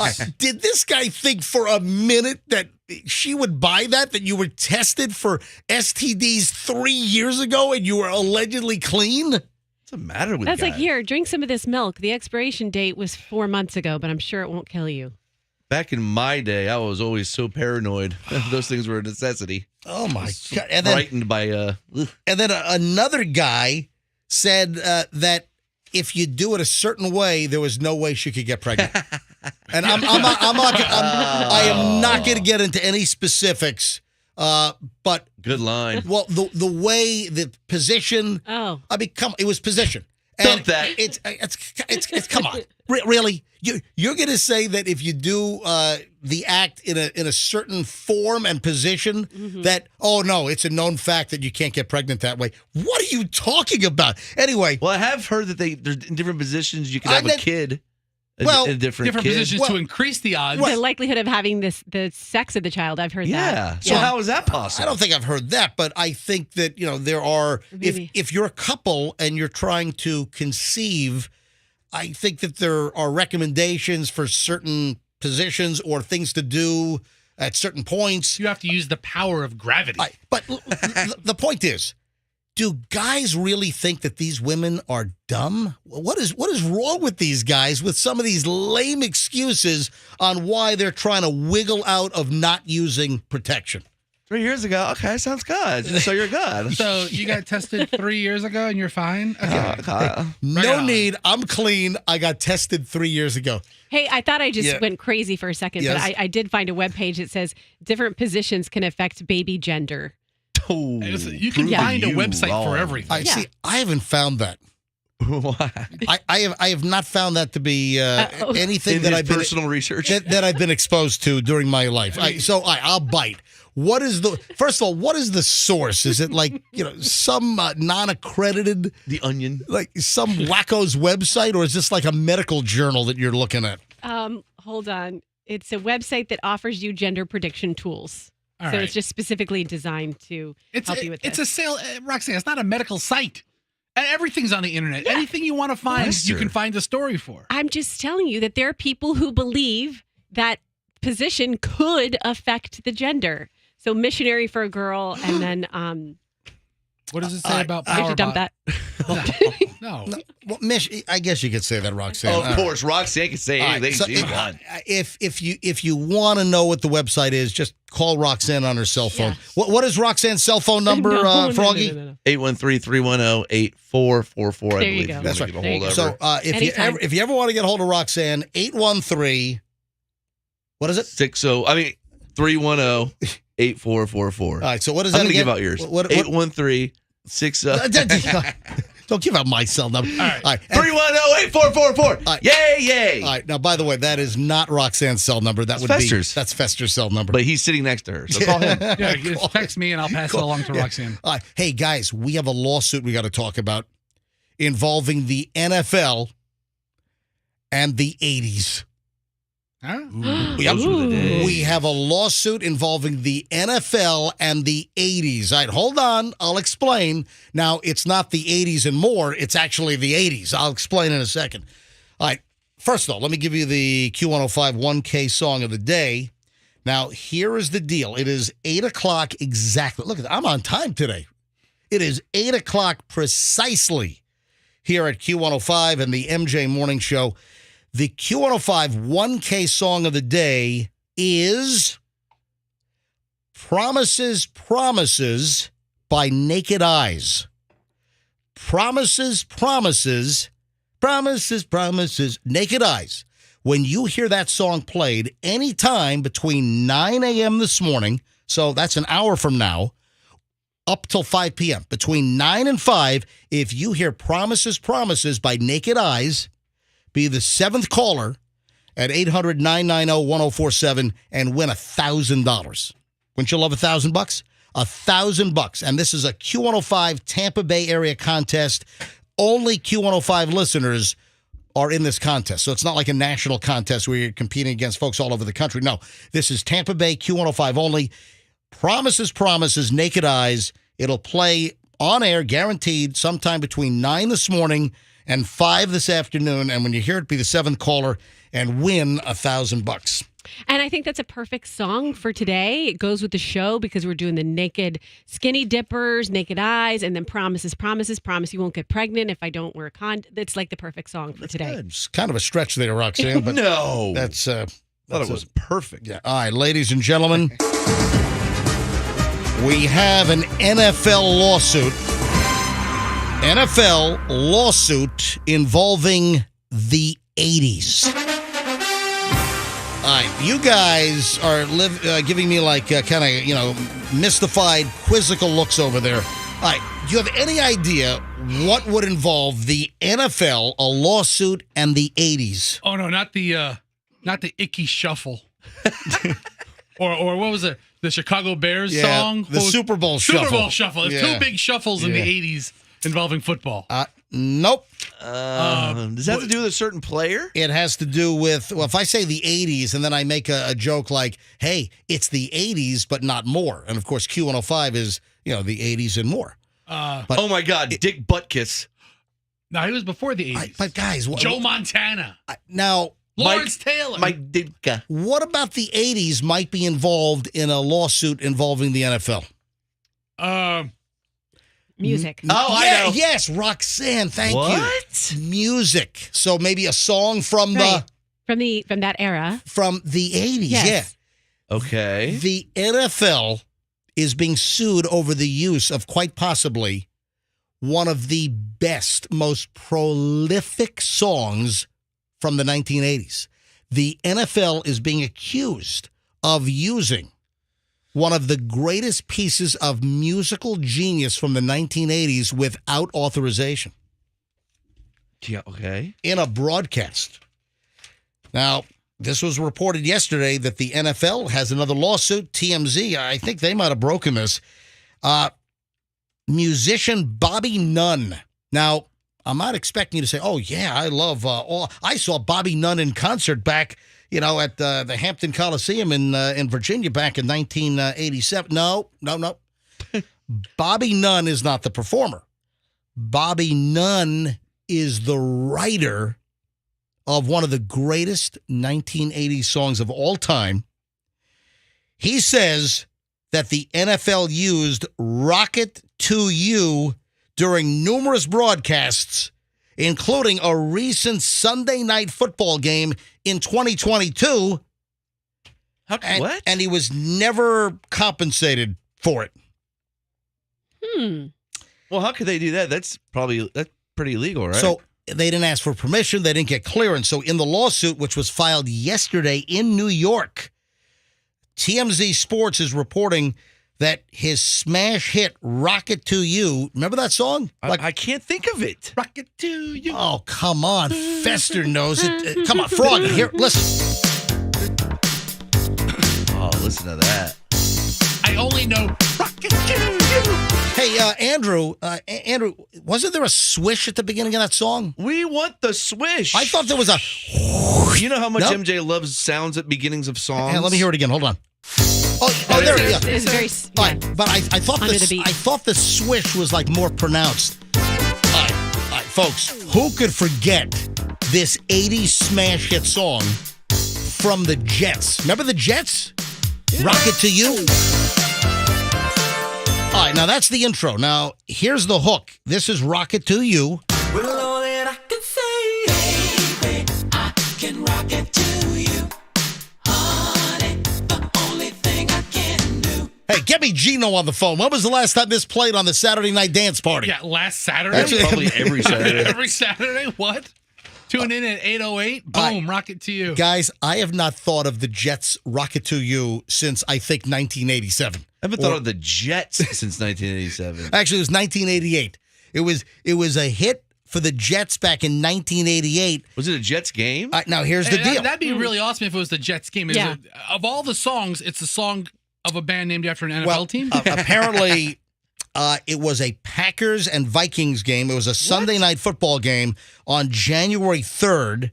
And apparently he's got the evidence. He's got the recordings. And he says that there was no clearance for them to use the song that he wrote, Rocket to You. He's been sitting on this for a while. Yeah, so he's suing the NFL. Just filed yesterday, apparently. Is there a statute of limitations? Well, maybe. I mean, I don't know. What is he suing for? for use of his song without being paid royalties or granting them permission. What compensation is he suing for? Is he suing for what? $200?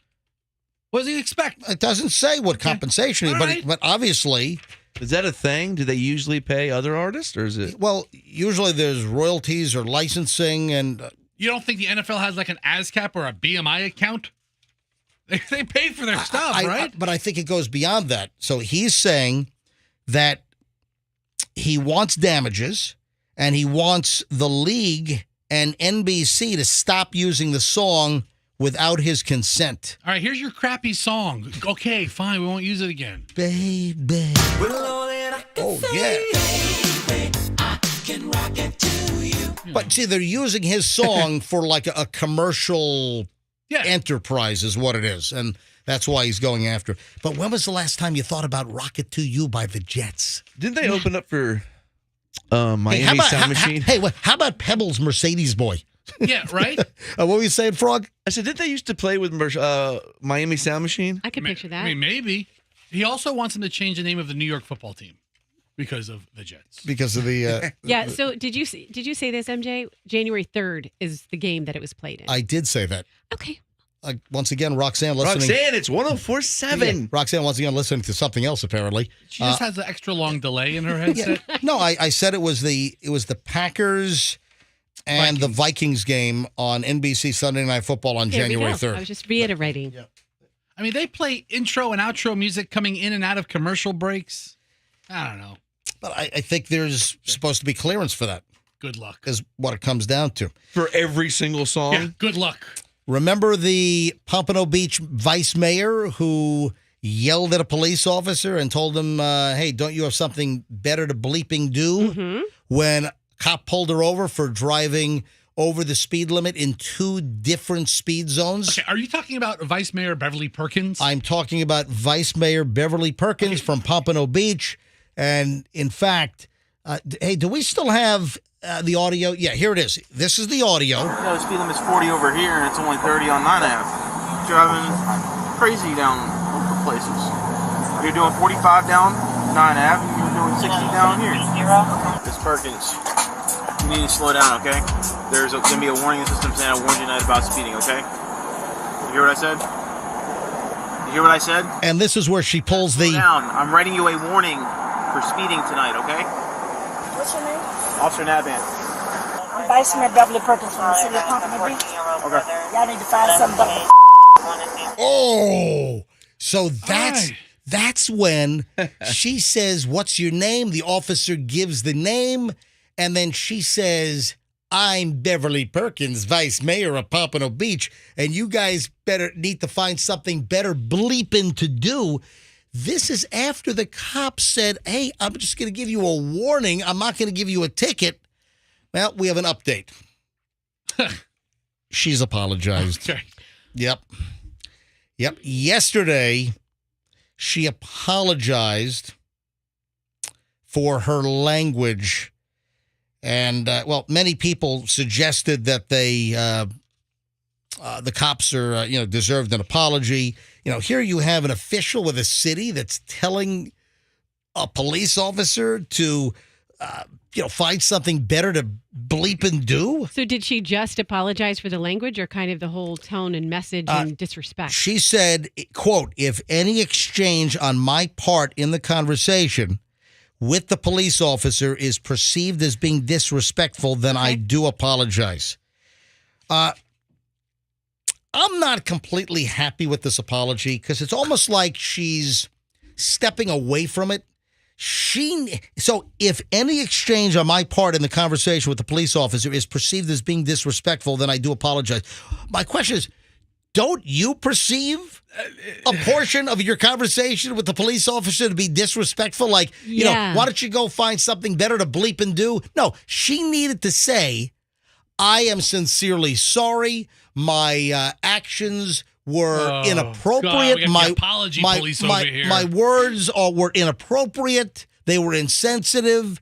Our law enforcement officers do a fantastic job keeping the public safe, except for the ones out in Uvalde, Texas. But I that's kind of like the apology police, Fester. No. Yeah. You're judging Guys. Fester, what do you? We don't need apology police. You have a problem with me saying that the mayor kind of half-assed the apology, or the vice mayor half-assed the apology? Guys, most importantly of the whole story, Yeah. I think I figured out what song that is. Thank you. I don't know what it is. You know what? Is it? I had somebody actually send me Is it ready or not? Here I come. There it is. You can't Yeah. hide. Is that it? That's it. I'm gonna find you. Play it What'd they again. say? What'd they say? I must know. Now, hang on a sec. It got sent to one of my. Oh, geez. Yeah, somebody actually sent me what song that she turned up. Thank goodness. Yeah. Play Can the you audio. play it again? Let me see. Play the vice mayor. All right, one more. All right, here's the music. Here's the vice mayor. One more time. What is this like? Name that tune? Driving crazy down local places. You're doing 45 down 9 Ave, and you're doing 60 down here. Here it comes. Miss Perkins, you need to slow down, okay? There's going to be a warning system, and I warned you tonight about speeding, okay? You hear what I said? I think that's it. Yeah. That is it. Is it the Fugees? Who is that? Nah, Is Lauren Hill? Look it up. Is it Lauren Hill? You have a computer. You have a computer right in front of you. You're the one that knows the song. Fugees. Yeah. Damn it, I'm getting pulled over. Who are these nudes? You think that's what it was? Yeah. Let me hear the beat. That's it. Yeah. I don't hear the beat yet. Now that I escape, sleep, walk, awake. Those Is that it? That's Maybe it. not. According to I think it's Froggy. I can't find it, but somebody actually sent me like a direct message on one of my platforms. It's the toughest hurdle I've ever heard. Yeah, with the name of the song. But Fester, before I move on, Yes. why are you chastising me for my criticism that I thought her apology? Okay. She almost tried to third person it. She tried to step away and not really assume full responsibility for being a total jackwagon to the police officer doing his job, who cut her a break and was giving her a warning for driving not once but twice over the speed limit in 2 different speed zones. Okay, so you say it's a sucky apology, that's fine, but then you start going into how she should have apologized. I am sincerely sorry to all the hardworking men and women of law enforcement. Come I'm on, telling of all them- the people in the room, who, if they got pulled over, who would pull, do you know who I am? Be Fester. Absolutely. He agrees with her. Dude, I've gotten pulled over, and in the notes, it says habitual speeder, probably is not wearing a seatbelt. Fester from the MJ Morning That's Show. smart.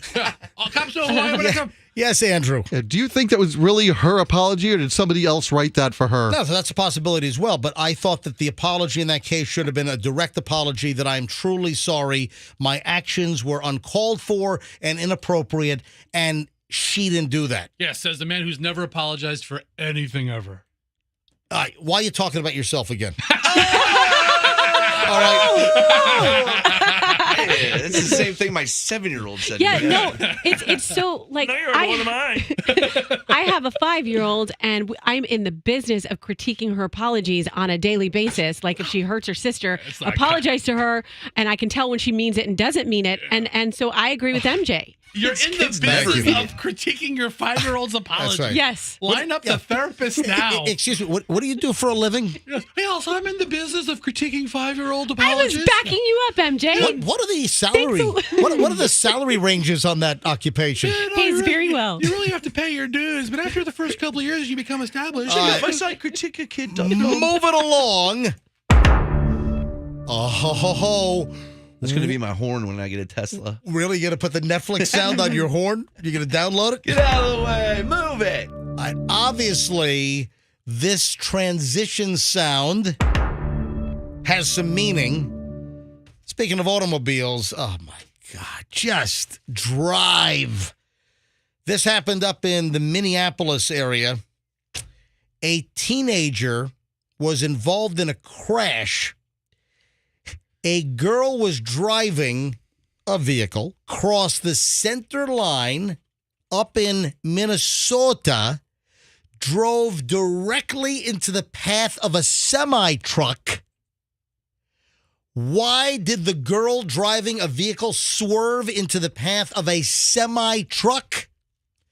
What could this have to do with the story?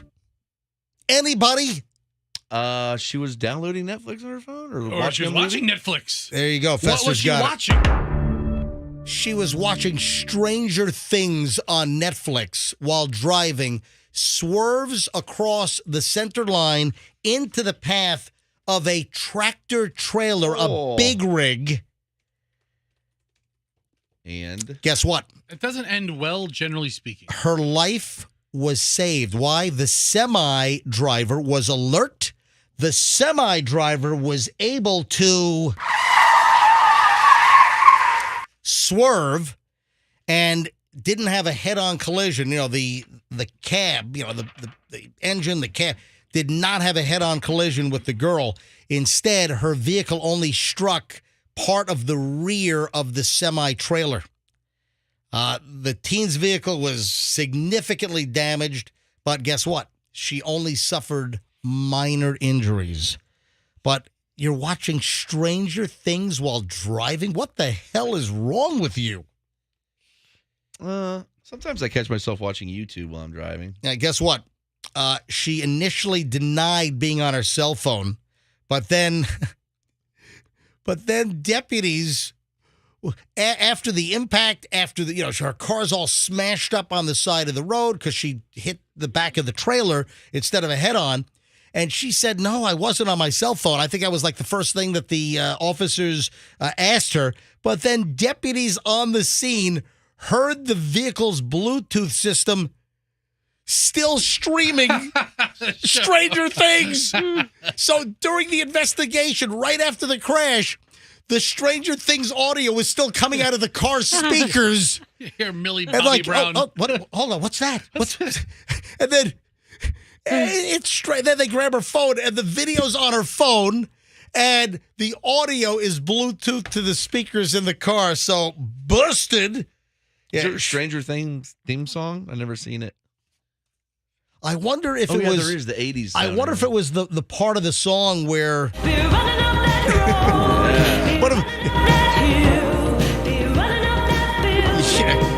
She's driving down the road. She swerves across the center line, right into the path of a semi. Right? Yeah. But look, listen. She could have been killed. I mean, What are people thinking? Watching a Netflix show while you're driving a vehicle? What are you doing? Yes, MJ, you are correct. That is ridiculous. I would like to take this opportunity to thank the multiple people. Yes. And when I say multiple, I mean like 5 people who have taken the time to reach out to me to thank me for my recommendation of Snowflake Mountain. Oh, my God. You guys have got to watch it this weekend. It's so good. Oh, my God. These entitled, privileged jackass kids are on this.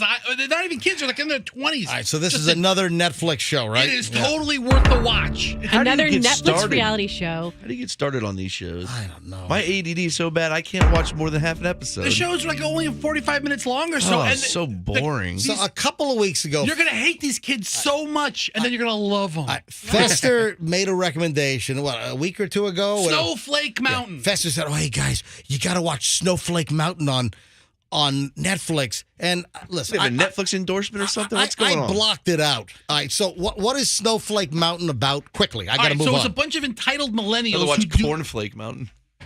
Are you trying to make a joke? A mountain about cereal, Froggy? What is Snowflake Mountain about? It's about these entitled 20-somethings who have like wasted lives. They live off their parents. They do nothing. They think who the hell they are, and they think they're on some reality show going to some bougie villa. Right. And they go to like a work camp in the mountains of northern England, and they kind of beat the tar out of these people with real work, and they break down, and it's incredible. Is Tony the Tiger there? They're great. Cornflake Mountain is not a thing. No, that would be Frosted Flakes. That would be Frosted Flakes Mountain, not Cornflake Mountain. I'd watch Frosted Flakes Mountain because I heard it's great. It's actually taped or filmed in northern England, which is near Ireland, which would make Lucky Charms. They're magically delicious. I'd watch Lucky Charms. Yes.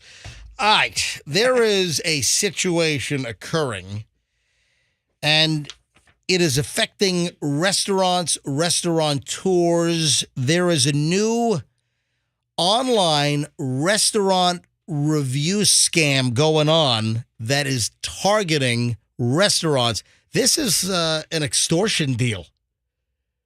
If you haven't heard about this, and I'm sure we have restaurateurs that are listening here in the Tampa Bay area, I hope this does not happen to you, but it is occurring in San Francisco. There are reports in New York. A lot of times, high-end restaurants are targeted. I don't know if this has happened in the Tampa Bay area yet, but there's an online review extortion scam going on. And what's occurring, people are leaving bad reviews for restaurants. They have never eaten at this restaurant. They have never been to this establishment.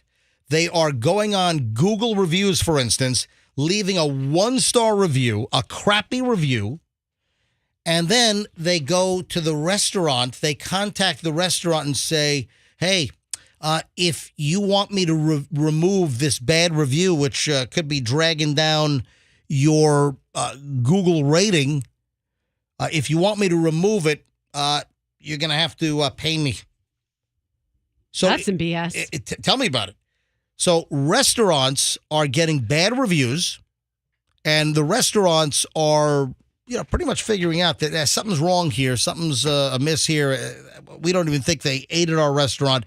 And then soon after the reviews are discovered, owners of restaurants, it's happening all over the country, but there are examples in San Francisco and several in New York. And many are like high-end places, with Michelin stars, and they get a bad review, and then the bad reviewer contacts the restaurant, and they want, for instance, they're asking for Google Play gift cards, and they'll say, hey, if you want me to remove this bad review, you got to pay me. So and, and they also threaten, hey, if you don't pay me, then I'm going to continue putting bad reviews up on Google. So I went to Google. Yep. I typed in the name of a pretty fancy restaurant in town. Okay. I could just write any review I want. You can. I mean, I guess I'd never taken the time to That's look right. into it that far, but I could write 1 star and put my experience or my fake experience and then just click enter, and there it is. And that's a lot of times what bad reviews are. It's just people that don't like certain people that are trying to mess with them. That is 100% right, that you could go on to Google reviews and you can leave a bad review. Yeah, I've And done that to somebody. Sometimes people are just vindictive. They're retaliatory in their actions, and maybe there's really no justification. I used to have a lawn guy, and I posted on his that he sells crack out of his truck. Did you really? Yeah. Does he sell crack out of his truck? No. You know, we ought to go to phones here. Andrew says we already have calls on hold, but we ought to give out the number here. If you're a restaurant owner, or are you a scammer? Do we have any scammers listening? Come on. Or maybe we ought to just talk to people that do leave a lot of reviews. I mean, have you ever left a review that was unjustified, or have you only left bad reviews that are justified? You know, when I leave reviews, and this is true, and I've got a Google account, and I leave reviews. I don't have many. I think I've got like 50-something reviews. But almost all of my reviews are good reviews. Okay, when you say I don't have many, I have 50-something reviews. That sounds like a lot. Over a decade, Fester, or more. What do you review? I mean, especially if it's good. I've reviewed, right? Well, that's what I'm saying. When I leave a Google review for a restaurant or a business, I think I only have one negative review out of 50. It's sort of a policy that if I'm going to leave a review, I leave a good review to praise a great place. I'll tell you what, let's grab some calls here. 800-990-1047. 800-990-1047. Hey, are you a business owner? Are you a restaurant owner? You work at a restaurant? Are you a chef? Have you gotten a bad review that you know was bogus and unjustified? Have they ever tried to extort you? Or if you just leave reviews in general, I'd like to know your policy. How do you operate? All right, 800-990-1047. And if you want to comment on this racket where people are leaving bad reviews and then trying to extort money or gift cards out of places to get the bad review removed, I'd love to grab some calls on this. 800-990-1047. Hold on. Rox, let me just say hi to, is it Alberto? Hey, Alberto, you with us? Hi, guys. How are you? All right, Alberto, hold on one sec. Rox wanted to jump in. Yeah, no, I'm also curious from the legal aspect if you're talking about like slander when you do that, if someone can get in trouble for that, and if you're talking about, like you just mentioned, extortion. Like, aren't these legal criminal issues at this point? Well, yeah, extortion is illegal. Yeah, exactly. Absolutely. But a lot of times trying to track someone down and, would a restaurant go through the process of filing a lawsuit or, having subpoenas issued to maybe track down IPs or, Anyway, hey, Alberto, welcome to the MJ Morning Show. Hi. Hi, guys. Thank you. Yes, go ahead. So basically, I'm a restaurant manager, right?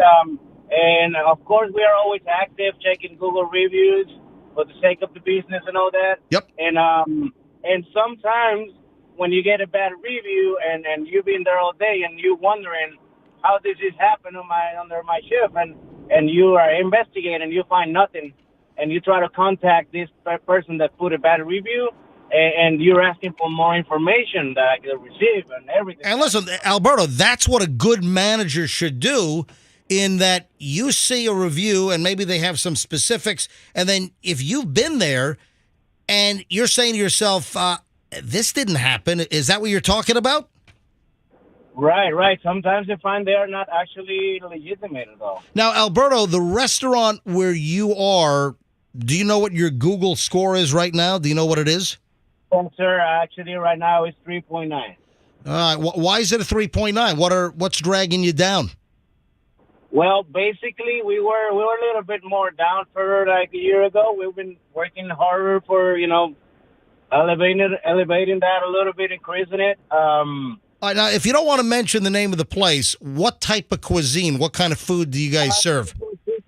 Seafood casual dining seafood place. So, hold on, you said seafood place? Yes, sir. All right. Alberto, thanks for the call. I appreciate it. Thank you, guys. I'm a very big fan of you, so you have a nice day. Alberto, thank you for listening. It's highly, highly appreciated. Thank you. Have a great day. All right, here is a business owner, no name. His name is Business Owner. We have business owner from St. Pete. Hi, business owner. Welcome to the MJ Morning Show. How you doing? We're doing well. You want to weigh in? Go ahead. I'm listening to your program about bad reviews. I have almost 50. I don't want to name my business. I've been in business over 20 years. I'm a roofing contractor. Okay. I got 4 bad reviews. Everything is 5 stars except for the 4 people that disagreed with me over the phone. One of them wanted to know how much the price of a new roof would be. He gave me the square footage of his house. I said approximately $7,000. And he said, that much? And that's not much for a roof. But people don't. No, these days, $7,000 for a new roof. That seems pretty low to me, actually. So wait a minute, hold on. So business owner, you're telling me? Hang on, you're telling me that just over the phone you gave them an estimate? They left you a bad review because they didn't like 7,000.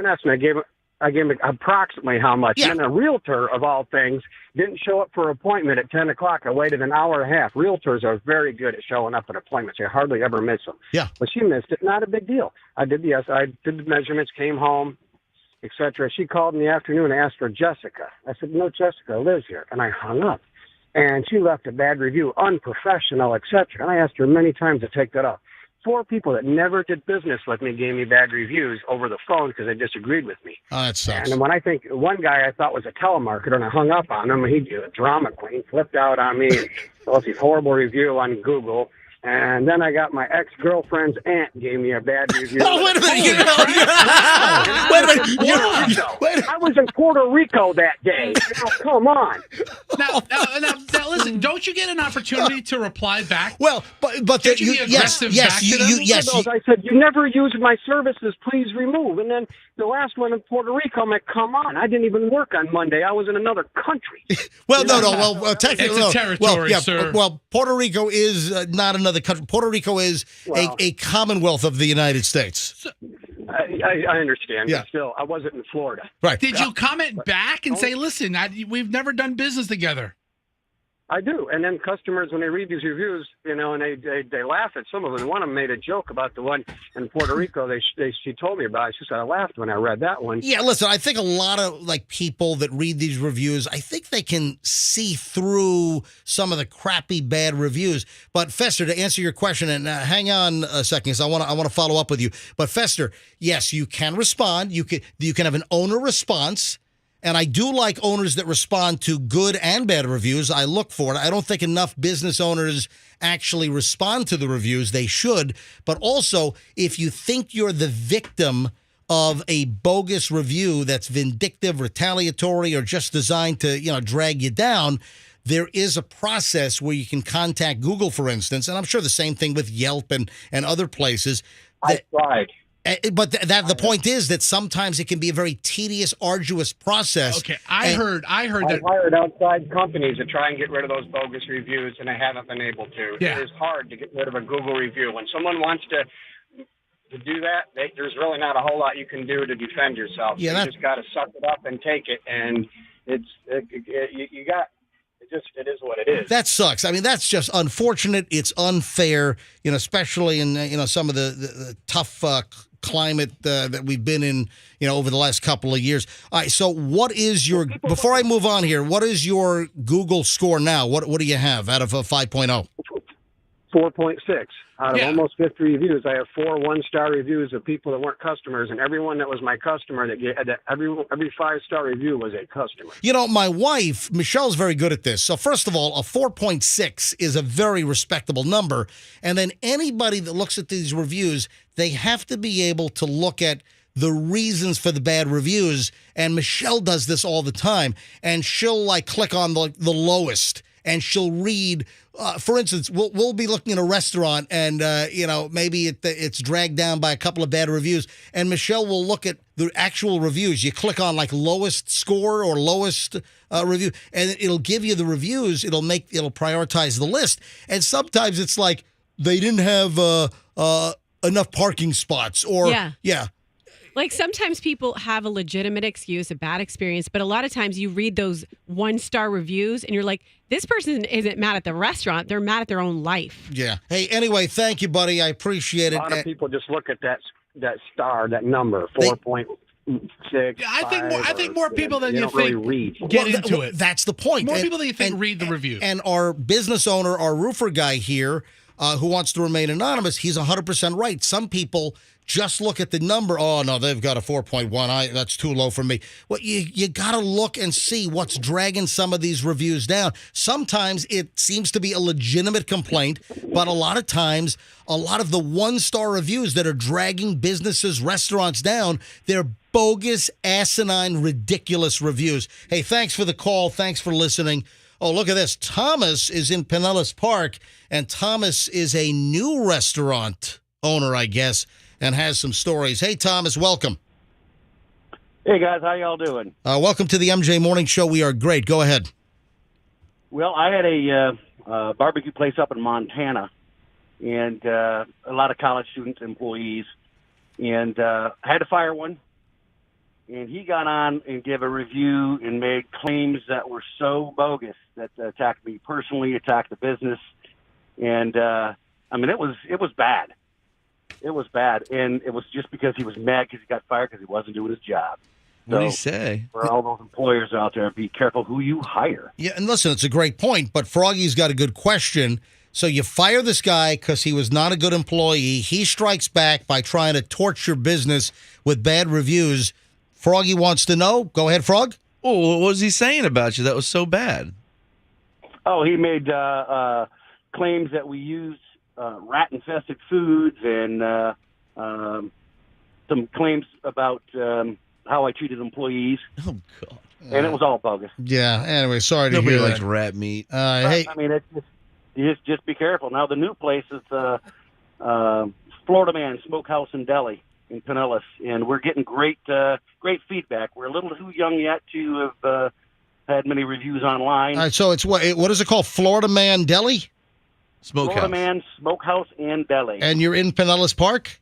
In Pinellas Park, yep. Professor, you love that place. Awesome. The big thing that right now is we're getting a lot of repeat business. We've only been open for a week and a half, so that's Oh, wow. Hey, cool. yeah, Thomas, keep in touch with us, and that's good. If you're getting repeat business already, that obviously seems to suggest you're doing something right. And I hope you guys do very well, and keep in touch with us, okay? Will do. Thank you very much. Thank you, Thomas. Look at the phones. I mean, everybody has a story. They do. I mean, have you ever heard that Yelp uses the removal of negative reviews as part of their business model?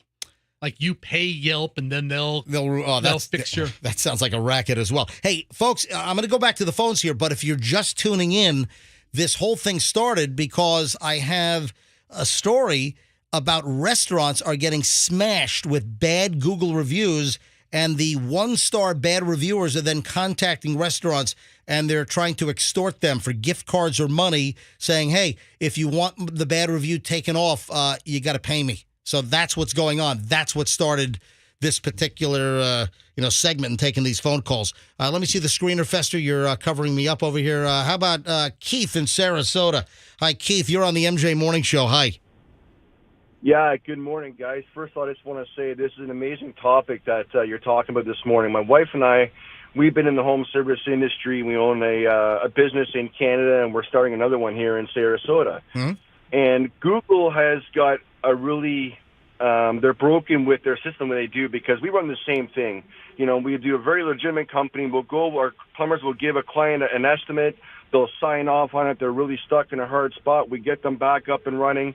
A day later, they'll leave a one-star Google review. Oh, I talked to an aunt, or I talked to an uncle and a friend of an uncle, and they said that you overcharged me and everything else, and we're not going to remove the one-star review unless you give us all of our money back. You know, meanwhile, you spent a plumber there for an entire day with parts and labor, for like a $1,500 ticket, and they're not happy. You know, it's just, it's unbelievable what happens with Google. I mean, and we talk about competitors. Competitors can actually go on the dark web and buy a bunch of one-star reviews and spam your Google listing with one-star reviews. Yeah, and listen, I've heard of that happening. I know that occurs where a competitor will leave bad reviews or have bad reviews left for your company, and they're trying to tank you to try to help their business, and that sucks. And as we're hearing, it seems to be very difficult to get rid of bogus bad reviews in some cases. Hey, thanks for the call, Keith, and best of luck with everything. One more call. Hey, Andrew, our guests are outside. Can you go grab our guests real quick? Bring them up. And we have a guest next. I'm looking forward to this. I will tell you who's coming in just a moment. One last call here. Cooper. Is this Coop? No, it's not our guy. Cooper from Wesley Chapel. Cooper, you're on the MJ Morning Show. Hi. Hey, guys. I saw a one-star review one time for a guy. He said he had over 8,000 followers. He wanted to be an influencer. He gave a one-star review, and in the review said that the food was amazing, But he left the 1 star because the manager wouldn't comp his meal for him to post a good review. Oh, and that's a whole other racket. All these people that think that they can get free crap. Oh, I've got 700 followers on this TikTok or 700? Instagram, or I'm an influencer. No, but there is, and you're right, Cooper, there is a sense of entitlement, and there are folks that declare themselves influencers, and they believe that they ought to be given free stuff because they've decided that, hey, I'm self-appointing myself an influencer, and yeah, that's another racket going on. Yeah, for sure. Are you opening up like a crypt? What's WD-40. Let me do a Google review for WD-40 for you. It works really well. You're in a mausoleum. You're opening up a crypt with a crowbar No, or he's something. a vampire. He's flying. He's crawling out of his coffin. Yeah. Starting the day. Exactly. Hey, Cooper, thanks for the call. I appreciate it. But I've also seen that a lot of places are turning down so-called influencers. There are so many businesses because of social media, and everyone that thinks, oh, I've got an Instagram account, I'm important, I post pictures, therefore I'm an influencer. This is another problem where all of these people are now going to businesses and thinking they're owed something because they're an influencer, and then you have businesses that have to say, no, we can't just give you all kinds of free stuff. So that's another issue. And then some of these wannabe influencers are getting nasty online because they're not getting comped. Just like, with this, I think it might have been a Wall Street Journal story in the last year, right along those lines. So that is very, very problematic. Guess what? Andrew, are our guests in-house? Are they in the green room right now? Yes, they are. All right, fantastic. All right, ladies and gentlemen, in just a matter of... Can I help you guys? Do we have a green room?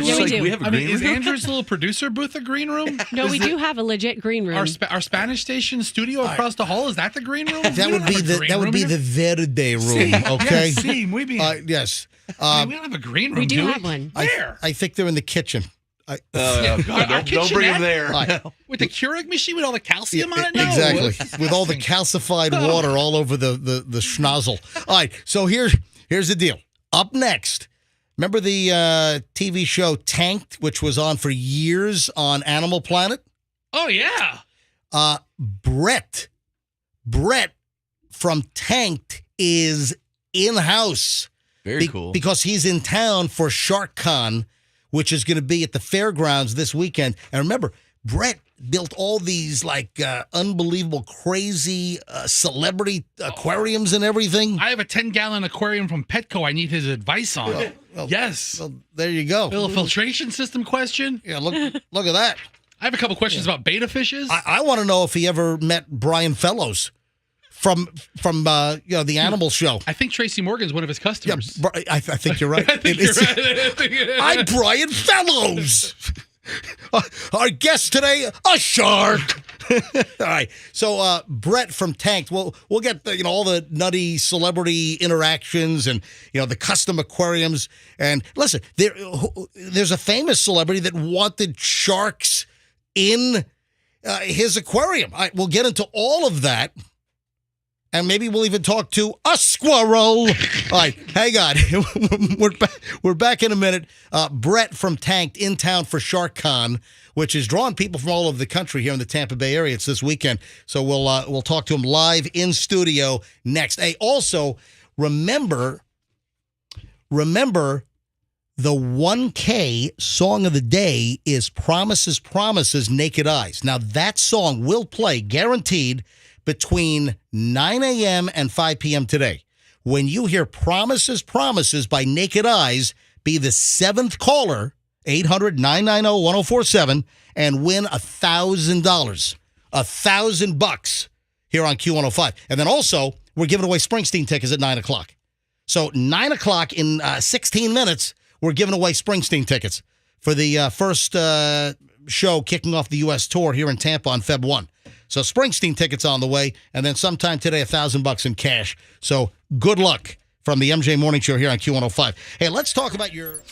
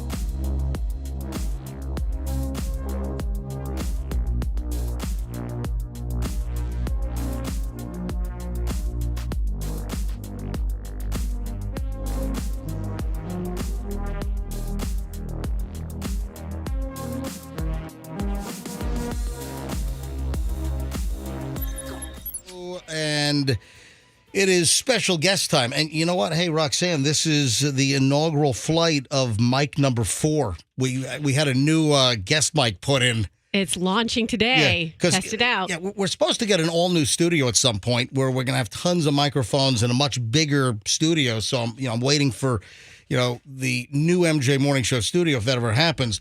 But we had an issue with microphones in that when we had a guest in studio, Fester or Froggy had to give up their microphone.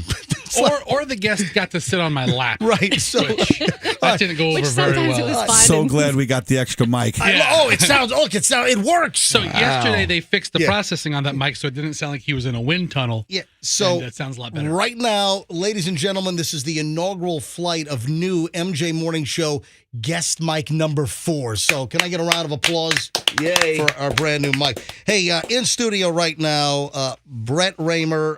Brett, you did Tanked on Animal Planet for, it was like, 8 years or something? Yeah, 8 years. So it was like 8 years, but it was like, how many seasons did they call? So, it's really crazy because they considered like 10 episodes one season. Yep.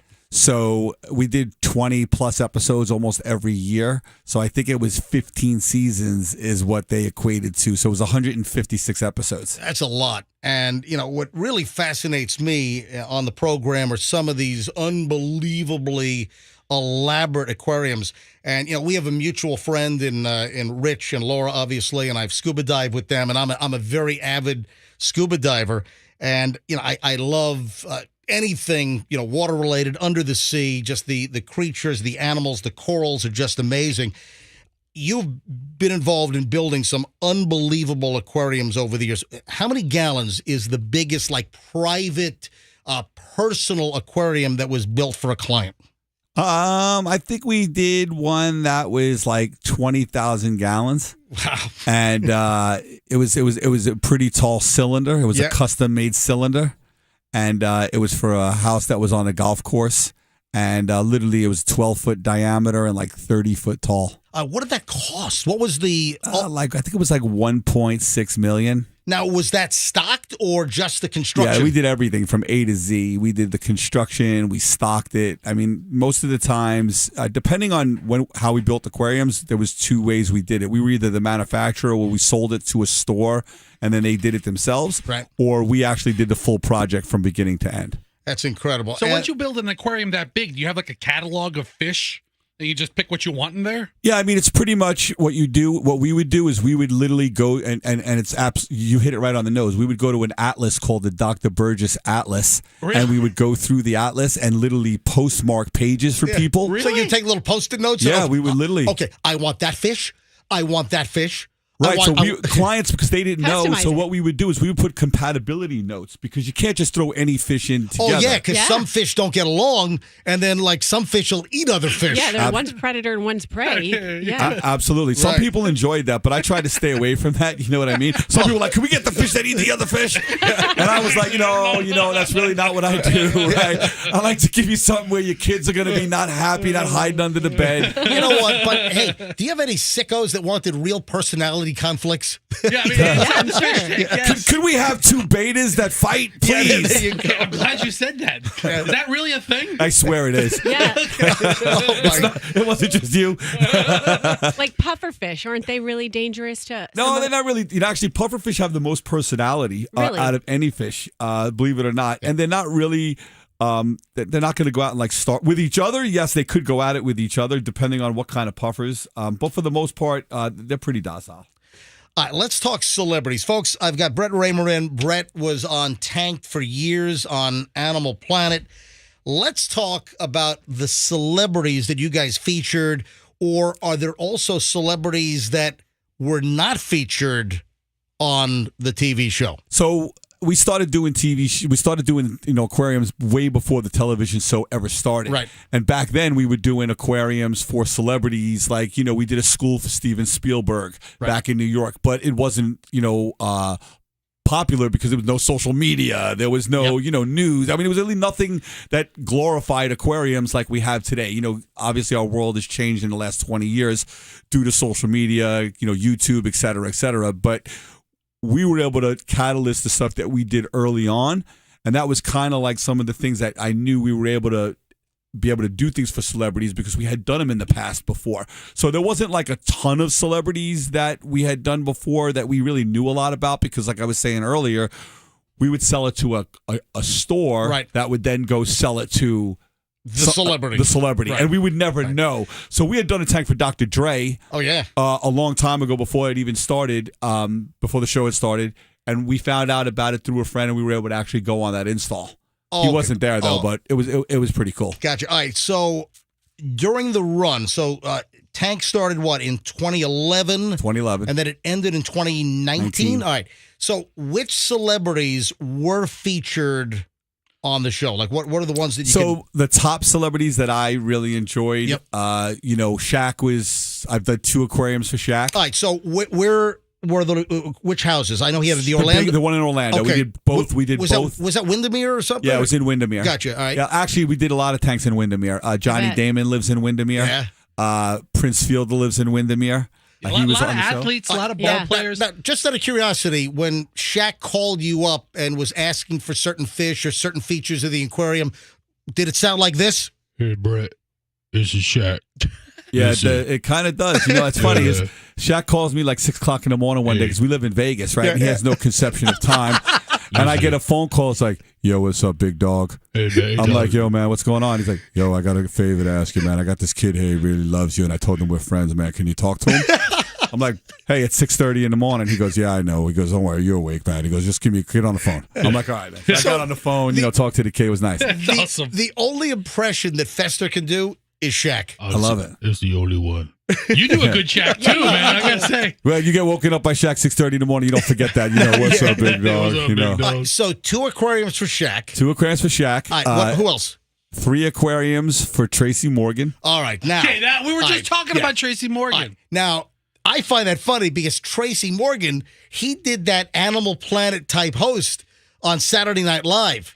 Remember, wasn't he Brian Fellow? Remember that? Yeah. He's like, and our guest today, a squirrel. So Tracy loves his fish in aquariums. I mean, if you've listened to him talk on Howard Stern, you listen to talk on other shows. Yep. I mean, he's literally all he does is talk about his aquarium. And, so wait a minute, you're telling me when Tracy Morgan went on Howard Stern, he'll only talk about his aquarium? Not only, but he gives us plugs everywhere he goes. He's like the guys from ATM. He's like, I love my aquarium. We literally turned his entire pool house into a shark tank. That's amazing. 20,000 gallon, 20,000 gallon aquarium in his pool house. That was a big story. It was. That got a lot of entertainment news coverage all over the place. Oh, do me a favor. Hang on I got to give away the Springsteen tickets. Can you hang on one sec? All right, so hang on. We'll continue with Brett here in a second, but we do have Springsteen tickets.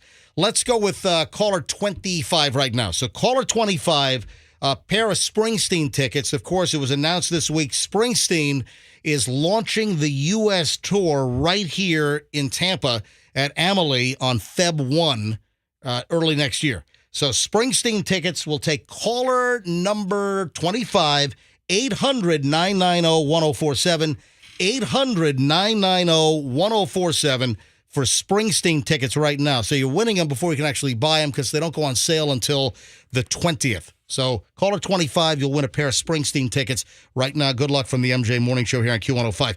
All right, so back to Tracy Morgan. And Tracy Morgan and the Shark Tank. How much did that cost, and how many sharks did he have in the tank? And do you have to worry about shark compatibility as well? Sure, absolutely got to worry about shark compatibility. He had, I think it was 4 or 5 different species sharks inside the aquarium, and it was upwards of $500,000 on up.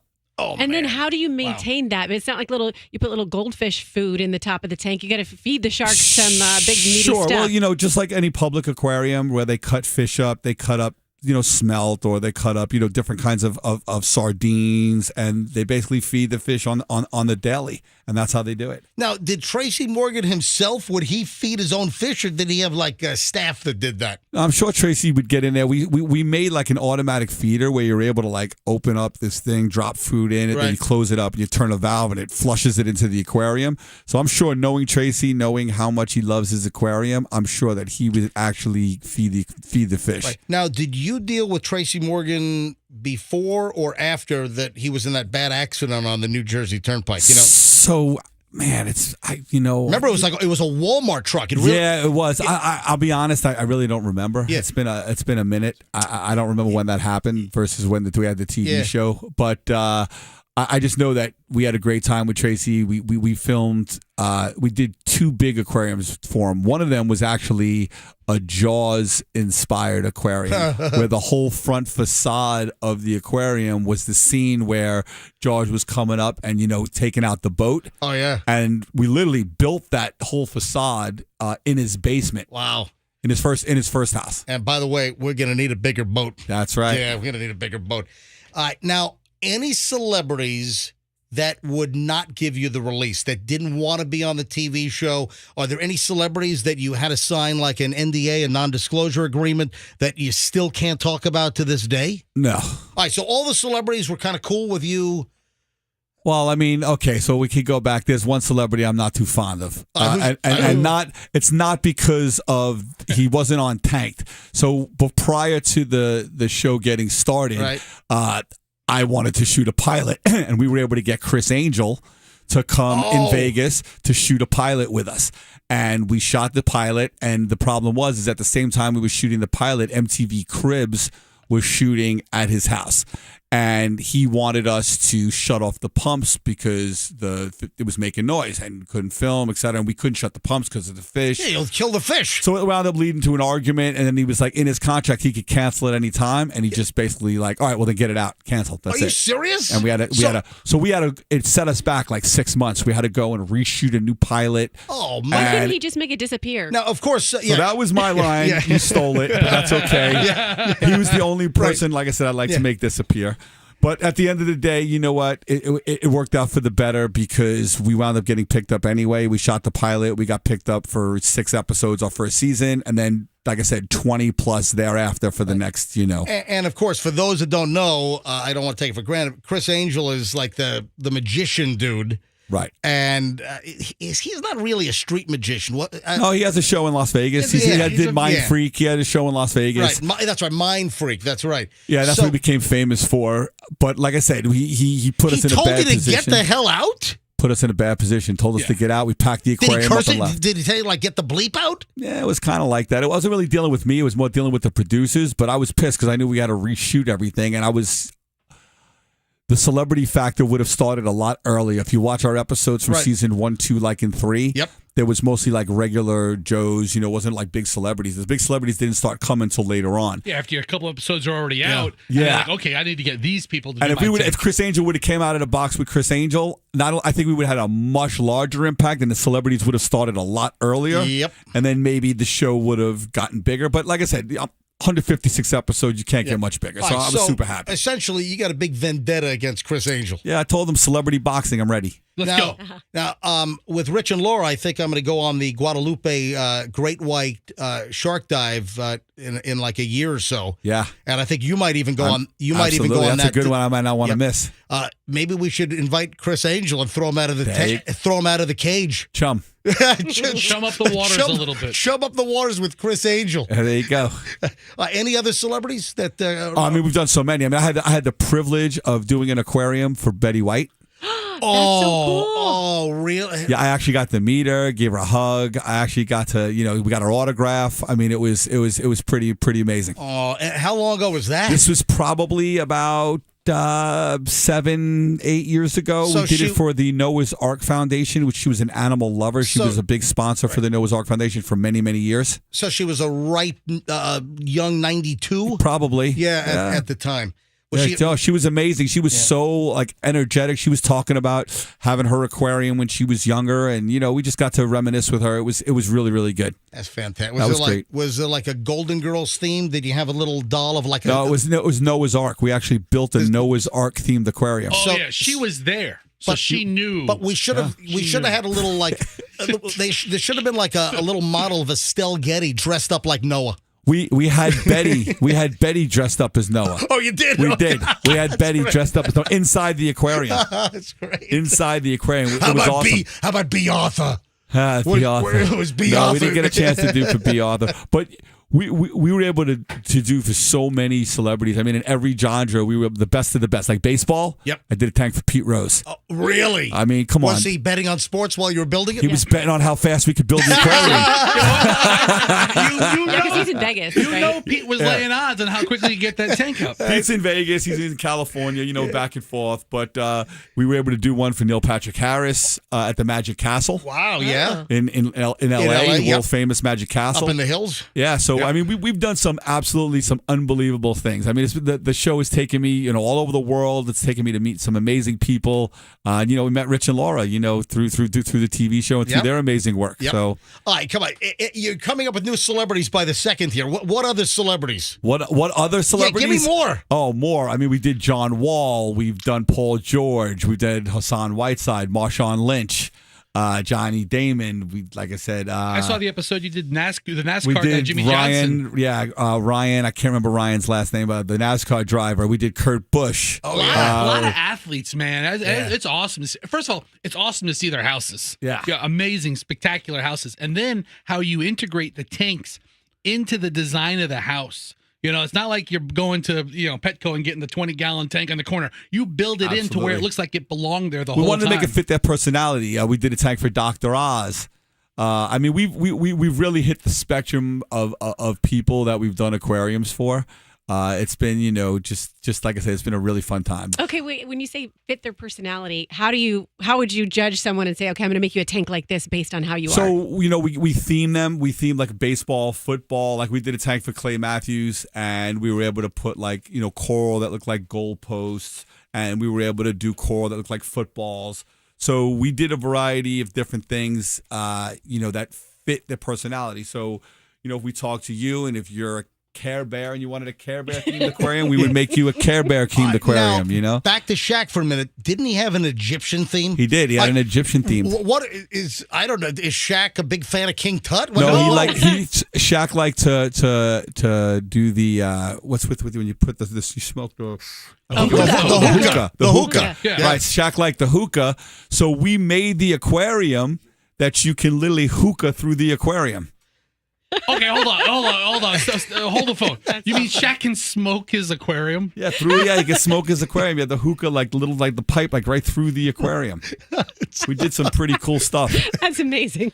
Yeah. And did he have any underwater speakers that played walk like an Egyptian or something? We did a tank for Kiss. Oh, really? Yeah, we did a tank for Kiss. Oh, hold on. Here, Shank's aquarium is playing music now. Hey, here's Shaq. Shank's aquarium. I think they even mentioned the hookah in this song, right?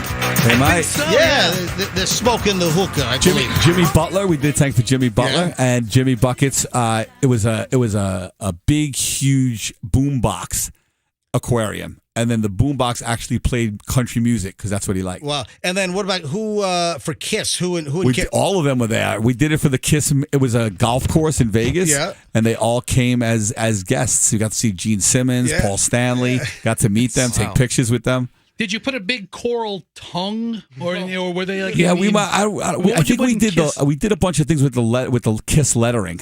That's cool. And then we dressed up. My dad dressed up as Kiss. It was pretty fun. All right, let's talk about Shark Con before we let you roll here. And we got to talk about Roxanne has, I think, some questions because Roxanne loves to get tanked. And apparently it was a nooner yesterday. Yeah, so hang on. She's mostly boxed wine, though. Yeah, we'll talk about her tanking in just a bit here. But Shark Con is this weekend at the fairgrounds. Yes. And let's talk. What is Shark Con? Why don't you explain exactly? So Shark Con is basically Comic-Con, but for sharks. Exactly. Everything for sharks. They're going to have even a scuba diving pool set up there. That's set up by Trilogy. It's going to be pretty amazing. You come down, actually scuba dive in the pool. But this is Shark Con 8, and it's pretty amazing. Nat Geo sponsoring it, Shark Fest. And I think it's going to be pretty awesome. And are you going to be in a booth? You're going to be signing autographs? So we have a new product that's launching at Shark Con, and the new product it's called Slap It On. And basically, Slap It On is a vinyl decal that you slap onto the wall, and then you scroll over it with our app, and then that fish, it actually comes to life with video, and then it's me narrating to you some education about that animal. That's great. Awesome. And you're involved with my pals Rich and Laura with Slap It On. Yeah, they do all the underwater photography. All the underwater photography that is part of the decals comes from those guys. And the cool thing is that this weekend we'll be there taking pictures, signing autographs, showing off the new product, giving out decals. And then the cast of Jaws 2 is going to be there. I'm pretty excited about that. My sister was almost born inside the movie theater during Jaws 1. Are you serious? So I kind of have like a little connection to it. You know what I mean? Guess what? My wife's neighbor took my wife, Michelle, to Jaws in like the summer of 75. That's exactly. When she was 5. My wife was 5 years old, and some dumbass neighbor took a 5-year-old little girl to see Jaws. Do you know my wife still does not like the ocean because of that? Yeah, me too. What was my wife's neighbor taking a 5-year-old girl? Yeah, so we went, and then we went to see it. I was born in '69, so think about it. I was 6, right? I went to see it too, and then my stepmom was pregnant with my sister, and she almost had the baby in the theater. She was literally like from getting scared. Hey, breaking water, that could be part of the whole theme there, right? There you go. Water breaks during Jaws, the whole thing. All right, so again, your time on Tanked obviously is, people recognize you, of course. Hey, you're the guy from Animal Planet. You're the guy from Tanked. And this weekend... they call me the Shark Tank guy. When they see me, they go, you're the guy from Shark Tank, right? I go, no, I wish I was that guy because I'd have so much money. Exactly. But unfortunately, I'm the dude from Tanked, the lonely guy. They're like, oh, that's right, that's right. Yeah. So Tanked and Shark Tank are very different programs. Yes. Yeah. So you're the Mr. Wonderful of Tanked. There you go. Not Shark Tank. Thank you. Right, correct. I just want to fully disclose, I let my 5-year-old watch Jaws 3 last night. What? So she's afraid of SeaWorld. She's not afraid of the ocean. So, but taking her to SharkCon will be a much safer, Hang on a second. better experience. I'm calling up my wife. Let me call Michelle up. Because I'm telling you, she was traumatized and doesn't like the ocean to this day because of the goofball neighbor that took a 5-year-old girl to go see. Hello? Hey, Michelle, are you listening? I am. All right. Hey, say hi to Brett from Tanked. Hello, good morning. Hello, good morning. All right, where was it? Where were you? Because you're a military, Michelle's a Marine brat. They're all over the place. Where were you when the neighbor took you to see Jaws at 5 years old? It was actually my parents took me because the neighbor said, "Oh, it's fine. We took our kids. They laughed through the whole thing." Oh, and so my parents. I didn't know that's even worse. Your parents took you. What? It is worse, and I was terrified the whole time. Here we live on this island in Hawaii. I had no concept of how big the island was. All I could envision was this shark was circling the island. All right, so that's when you were living on Oahu, right? Right. And so then we come home, and I'm so scared. My mom's like, well, you could sleep with us. But the problem was that they had a waterbed. Oh, my God. God. I'm thinking, oh, my God. The sharks are in the waterbed. Yes. It's coming up through the mattress. Yes, it was worse. I mean, just everything was worse, right? From a 5-year-old's perspective, it was terrible. And Michelle, literally, and I'm not exaggerating, to this day, you don't like the ocean. No, I will only go in the ocean if I can see my toes, Yep. So it has to be crystal clear, Bahamas water or something. That's it. Yeah. Right? That's about the only ocean I think I've been in since. Right. We ought to get her over to New Smyrna Beach. What do you think? And have her just, kind of, We could have her come scuba dive in the pool at SharkCon this weekend. That's about as close as she'll get. Yeah. There we go. All right, Michelle. I didn't know it was your parents. I thought it was the neighbor. Oh, no. It's even worse. My dad used to terrorize me in the bathtub. All he'd do was put his hand in the water and go, da-da, make the water splash. And I thought that shark was coming up that drain, man. I was jumping out of there. People would hear that for years and have nightmares. Right? Nightmares. I the same situation, right? So you could be on land and people would play that, you'd be looking around.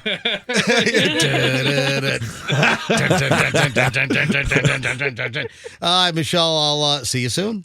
All right, bye. All right, bye-bye. All right, so SharkCon Saturday and Sunday. Yep. I believe it opens at 9 o'clock. I believe it opens at 9 to 5. And then on Saturday night, there's an opportunity to see Jaws 2 with the cast. Yep. So That's cool. a lot. It's a separate ticket, but it's totally cool. You get to see the movie with the people who are in the movie. That's pretty cool. All right, and then while we do have Brett in here from Tanked. Oh, I know what you're going to try to get to, but yeah. can we just put that out for just a second? No. You can see one of Brett's tanks, or many of them here locally, Yeah. too. Yeah, one of them we have. That's an amazing one. I went to go visit yesterday. Is at the Rumfish Grill on St. Pete's Beach, the restaurant. You can actually dive in that aquarium as Really? well. Yeah, we went there yesterday. We got to scuba dive in it. We got to take some amazing video, and we're going to be doing a presentation at SharkCon. I'm speaking on Saturday and Sunday, and I'm going to be talking about that aquarium and then another aquarium that we did here in Florida, in the Keys, in Marathon Key, called Aquarium Encounters. We were able to go. It's a figure 8 tank that's divided by two acrylic panels, and you can feed sharks through the acrylic panels. Oh, wow. Pretty cool. Pretty amazing. Hey, great to have you in, but before we let you roll, so you got tanked yesterday, Roxanne.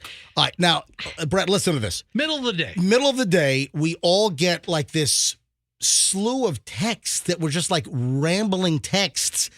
And This isn't meant to disclose on air. I was just trying to give you guys some little peek into my listen, life. Is there anything that happens that is not going to wiggle its way onto the air? All right, so Fester, what were your observations with Roxanne, star of Tanked 2? So we get the text, and I want to find the exact time. We get the group text like at 3:30 in the afternoon. Exactly. And she says, "Hey guys, I've been day drinking all day, and I'm drunk with a new friend." And I'm like, "It's 3:30 in the afternoon, Roxanne." It is. And then she's like, drunk texts us, "Hey, I really want to ask my friend what her astrology sign is, but I don't want to be so forward." And I'm like, "Roxanne, I'm having a text conversation with drunk Roxanne at like 4 in the afternoon." This is what I've envisioned as being a mom, is these kind of play days, like wine. I had a sitter there to actually watch the kids. And this is like a new friend from my daughter's school. This is the first time, one of the first times I've bonded with a new school friend, not someone who knew outside of school. And so it was fun. And So I was just you were doing research for our guests, so you were getting tanked yesterday? That too. And I knew Brett was coming in, and I just wanted to have the play on words. You could do this to me, MJ, and embarrass me. Yes. Forget a fish tank. Let me tell you about my liver. We're bonding over wine and not second grade math. That's great. Hey, right. Yes. Roxanne wants you to have you build an aquarium, but she wants it filled with Tito's vodka. I built a wine bottle aquarium for a liquor store. That's Yeah, awesome. 15 foot tall. That's fantastic. And it had the whole thing looks like a wine bottle. We did it for it was upstate New York. That's great. Yeah. That's cool. That is pretty cool. Hey, Brett Raymer from Tanked fame from Animal Planet in town for SharkCon this weekend at the fairgrounds. Brett, great to have you in. Yep. Thank you for having me, and I look forward to possibly diving with you there, bud. Probably see you in Guadalupe. Love it. Diving with the great whites. What is that, Rich? Was that October 23?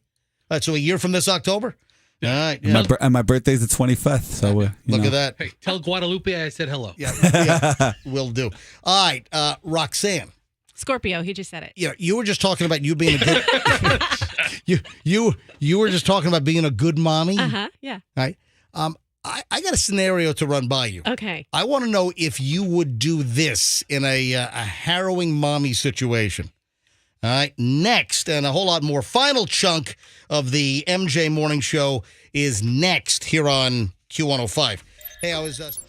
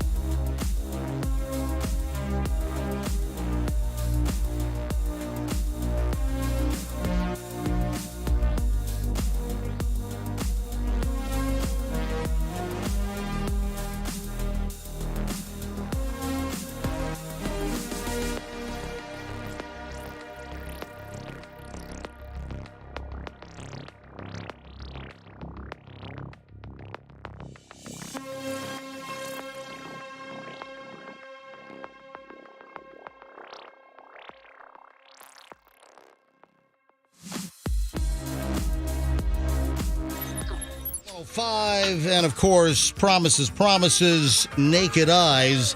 And, well, you know what? I started playing Naked Eyes, Promises, Promises, and the phones just went nuts. I mean, the phones just exploded. Every single line, ring, ring, ring, ring, ring.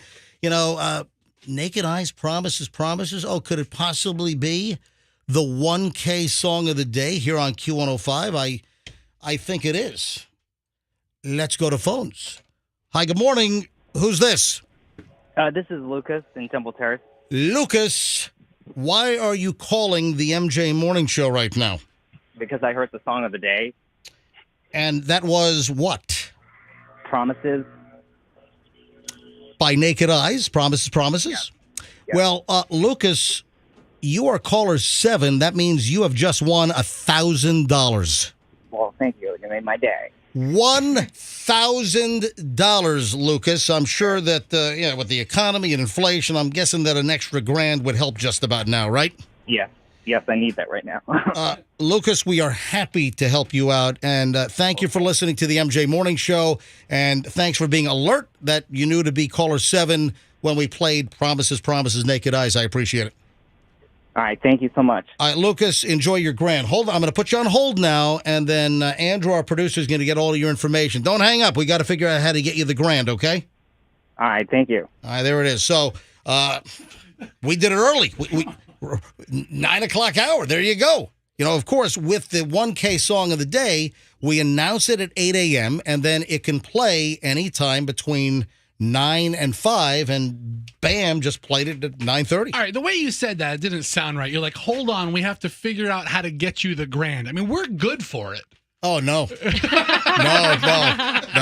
We gotta pawn a couple of items around here. We gotta figure out how to raise the cash. Yeah. Just the way you said it. We have to get his address and be able to get the check to him. Yeah. All right. So congratulations, and of course, it could happen again today. And remember, listen at 8 a.m. every morning during the MJ Morning Show, and we give you what the 1K song of the day is. And look at that, just gave away $1,000. All right, Roxanne, you were just speaking before the break about your mommy responsibility that you had was it a play date? Yeah, I had an awesome play date yesterday. So you have a new adult friend. Yes. So you have a new mommy friend. Right. So you guys were together, so the girls or the kids were playing. Yeah, it's perfect because our kids are like the exact same age. She has a 5-year-old, a month older than Evelyn, and then the other one is the same age as Daviana. And you said that you were a responsible mommy because you did have a babysitter for the play date? Had a babysitter the entire time. You and new mommy were getting sloshed. Yes. Nice. All right, so was this at your house? Yes. All right, so how did new mommy friend get home then? Her husband came and picked her up. Is her car? She literally lives 2 minutes from me. Is her car still in your? Or the husband walked? He got it. Okay, it's a neighborhood friend. Yeah. All right. So I want to talk about mommies and what mommies will do. And you think you're a responsible mommy? Yeah. And this is not a pleasant thought, but I want to know if you would do this. If your kids were in the back of the vehicle and the vehicle got like carjacked, would you jump on the hood of your vehicle to not I literally think about this every second that I have my kids in my car. Every second? This is all you think about? Yes, I do. And I mostly when I'm like pumping gas or something, which I try not to do if they're with me. Right. But I always think about what would I do if someone came up to me right now and tried to carjack me. The reason why I bring this up is the story out of New Mexico where this woman, Regina Castillo, she was arrested. She stole a vehicle, and guess what? The vehicle that she stole had 2 kids inside, and the mother apparently tried to stop the carjacking, jumped on the hood of the car and was grabbing onto, the edge of the hood where it gets to the windshield. And, she's like hanging on, and because you don't want to let the car go. If you let that car go out of your sight, then you lose, all traceability. Yeah. Well, you don't know where the hell the thing's going. So I thought of you with small kids. Right. Would you jump on the hood of a car like that? 100%. Yeah, that's what I thought you would. Okay, so I think about this a lot because the answer that they tell you is if you were to get carjacked and your children are in the car, they tell you to let the car go because I'm not kidding you. I read a story about this because carjackers are more likely if they see the kids that maybe they'll just dump the car or dump the kids and they won't hurt them. But like the adult, you're more at risk to be harmed by the carjacker. If you're in the car, they're going to do something to you, the adult. That's what I've read. Right. But would I do that? No, my instincts would be I would have to stay with my children. To jump on the hood and Yes. try to hold on to the car to see where the hell the car.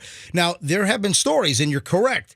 And it seems that when a carjacker steals a car and then finds out that there's a kid there, they will either abandon the car or we've seen stories where they'll stop the car and drop the kid off in a parking lot or something. Or they find the whole car and some off in the back behind a building or something. Yeah, so that freaks carjackers out because now your carjacking charge has just been jacked up to like kidnapping. And that's a whole, different level of legal crap that you could be in. But I pretty much thought that you would absolutely jump on the hood of a car. Yeah, I absolutely would. By No the question. way, this woman's 6-year-old daughter and 11-month-old son were in the back of the vehicle. And then cops did locate the vehicle. They discovered that the suspect left the 6-year-old at an intersection prior to trying to flee police.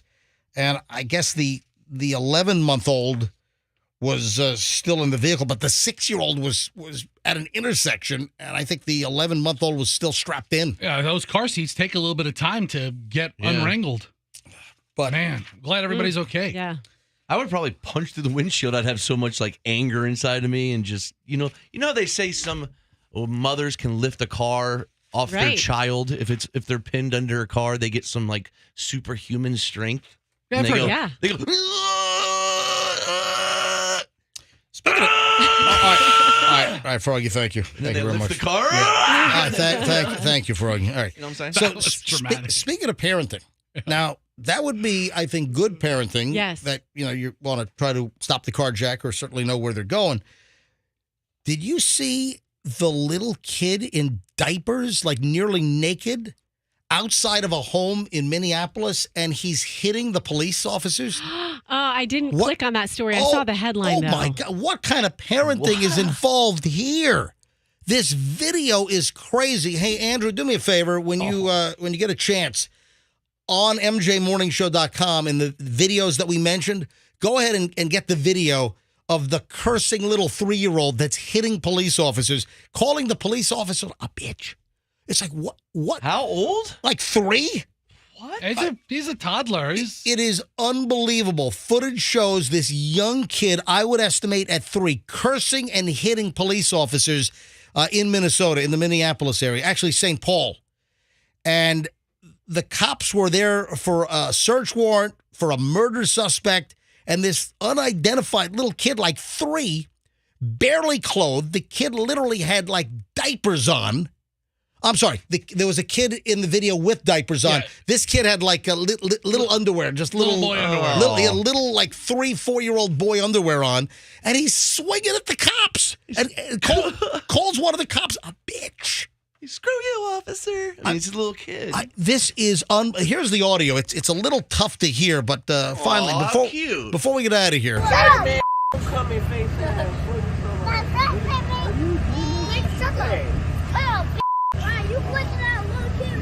And the kid, he's hitting the police, called them. Look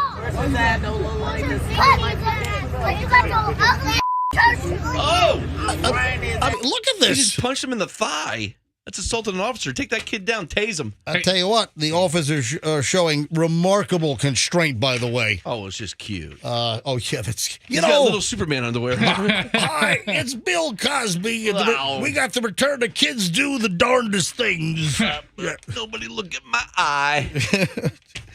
We gotta pack it in here, man. It's been an action-packed Thursday program here on the MJ Morning Show. Been a packed up bunkie. Yeah. Anything else, guys, before we roll out of here? Did I leave anything on the table? No. Big show tomorrow. Yeah. So tomorrow, Friday show, Frog, you going to debut something brand new? Hal Herman worked up a brand new game show he wants to debut tomorrow. I can't wait. So Hal Herman will have a brand new game show, The Maiden Voyage, tomorrow. That everybody will participate in, so get ready. Okay. Mm-hmm. Right here on the MJ Morning Show. Hey, Fester, with the hot summer days, how's that brand new air conditioner installed by Plan B AC at Fester World in the LA area?